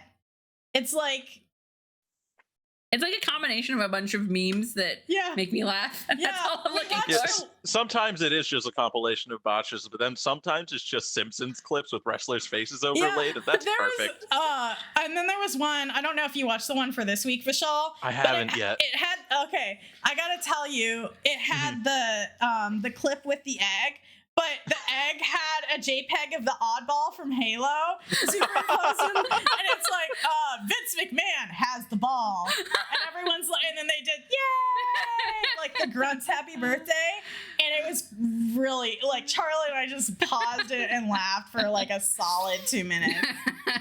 Yeah, because right now the weight of my heart is Halo jokes. And then there was also NXT 2.0 joke that was like, Marge goes, hey kids, you can watch all the wrestling you want, and they put on NXT 2.0, and Bart and Lisa both go, man, screw this, I'm done with this. And then they flip over to the seniors home and they're watching the Index wedding and everyone's like crying. It was really It was really good. It was really funny. So yeah, so that's something you could check out. That's I think all I have. anyway, I just wanted to shout that out because I thought for a long time that it would be just like mean spirited and not up my alley, and then I'm like, oh no, this is good. This is funny. Yeah. No, it was a good moment. And I did think of the guy setting up the House of Cards tables to light them on fire and spending like 20 minutes doing it and being like, no, it's really going to light on fire this time. I did think of that yesterday when Cody was I was afraid that the table wasn't going to light on fire. Yeah. Like that and a whole bunch of other things that have always gone awry as far as fire is concerned. I guess I'm glad for Cody. At least he got what he wanted out of the match. He got crispy. Yeah. Like deep fried Cody. Yeah. There wasn't like a huge botch or anything. He got what he wanted. I bet there is some sort of I'm sure he won some people back yesterday. Squared I can't circle wait or to something. boo the shit out of him in Texas for Winter is Coming. Oh, we got tickets to the Cleveland show. Hell yeah. We got the spicy hard cam seats. Oh, I am gonna say if Johnny Gargano is not at Winter is Coming, I will make. I'm not gonna do anything. I'm probably gonna post in Discord about how AEW screwed me, and I'm never gonna forgive them. Well, Michelle, I think you have a pretty good. What city is that in? Galveston? Garland, Texas. Garland, Texas. I think you have. It's a Dallas suburb. The Garland screw job. It does not have the same ring to it. You can call it the Dallas screw job. I think that's a good place for it. Winter is Coming is known for its little treats, so it can't be Kevin and it can't be Kyle. So who could it be? Kenta. He's already been here. Okay, but bring Kenta back this time and have him win some matches, please. Bring Kenta back and have him fight CM Punk. I was gonna say Winnipeg and then bring my kitten over, but I don't want to disturb her. No, she'll be upset. She would be very upset. But yeah, that's it for this week. We had a lot to talk about. We didn't talk about it all in depth. If you have some time and you like if you like strange ASMR, go watch Kenny's chiropractic video. I've seen it 5 times now. It's just like weirdly therapeutic. Yeah. And Kenny talks a lot about a lot of things. We should be back to mostly regular stuff now that Vishal has moved and the weird pay-per-view emotional ringer that Charlie and I went through is over. Mm-hmm. So yeah, catch us back. Mm-hmm. Sorry, it's like I try not to sweat it if things don't happen every week. Because I know like at some point, like, yes, we are making money off this, but not as much as like some people. Like we are not like a Fightful or whatever. But then someone's like, man, I wasn't sure if you guys were doing these anymore because I didn't see anything. And then I'm like, oh no. Yeah. And we've had some like first time chat people in here. Yeah. So like I haven't said hi to all of you because I'm trying to focus on the content. This is something that I like Big to shout do. out to all y'all in the chat. Yeah. I this is something I really like to do. So we'll start up again. Just like Mikey and I are going to start. We're going to finally start Match Club back up again by finishing what we started soon. So that is where we're at. If you like this, if you like our streams, please subscribe to our Twitch, which is Comics X Fight on Twitch, twitch.tv/Comics X Fight. Please follow us. You can't subscribe. You can't. It's follow on Twitch, subscribe on YouTube. Yes. We will post this video on YouTube for the friends we have there that like things. And shout out to all y'all on YouTube as well. Yes. Yeah. Please like and subscribe to the video on YouTube. If you like the content and other things like it, please follow us on Twitter, Comics X Fight at Twitter. That is where we will post when we were streaming. Correct. All of this is very complicated. I'm sorry. Platforms are a thing. You can follow me specifically on Twitter at Genetic Ghost. I don't even know what I'm posting about now. The wrestling calendar you're putting together. Oh, duh. I have compiled many friends and artists to make a wrestling calendar. You can find and pre-order that wrestling calendar. The link is on my Twitter. All of its proceeds will be going to Equality Ohio. So if you want like a very fun wrestling calendar for the new year 2022 that we will be in, go ahead and go to my Twitter. You can find it there. We called it the Elite calendar. It's not just the Elite. That was just a cute Much way to of my saying chagrin. Resita is here. Resita is here.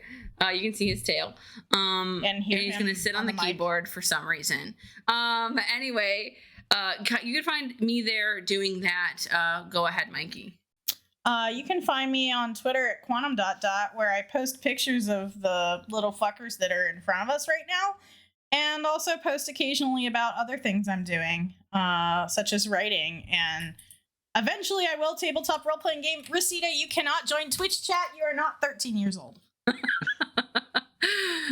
He has a message he typed. Sorry about that.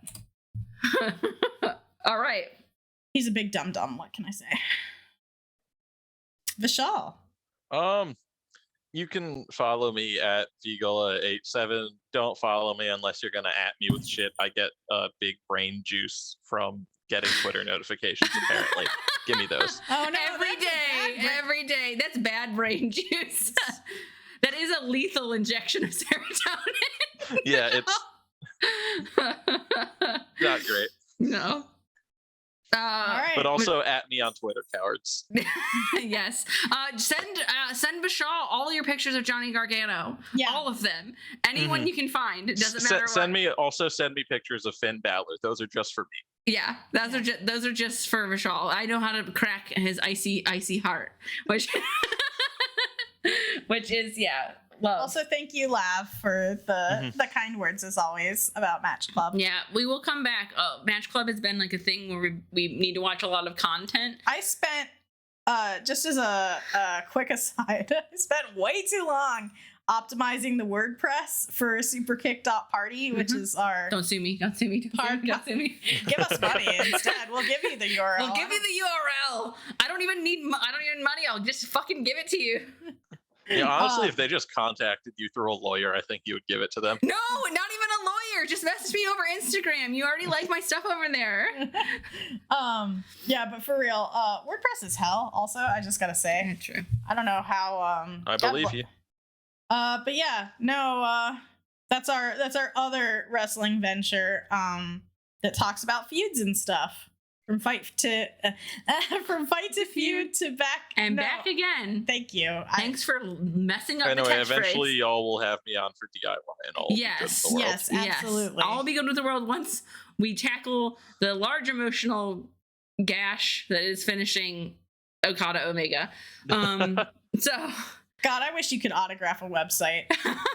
Autograph my website. Johnny Sultry that's his new name. That'll be his new name in AEW. It'll be Johnny Best Friend, but best friend is one word. That's like when I talk about like characters and what they're from, it's like Dale Twin Peaks, Adam. What did I say? Adam All Elite Wrestling?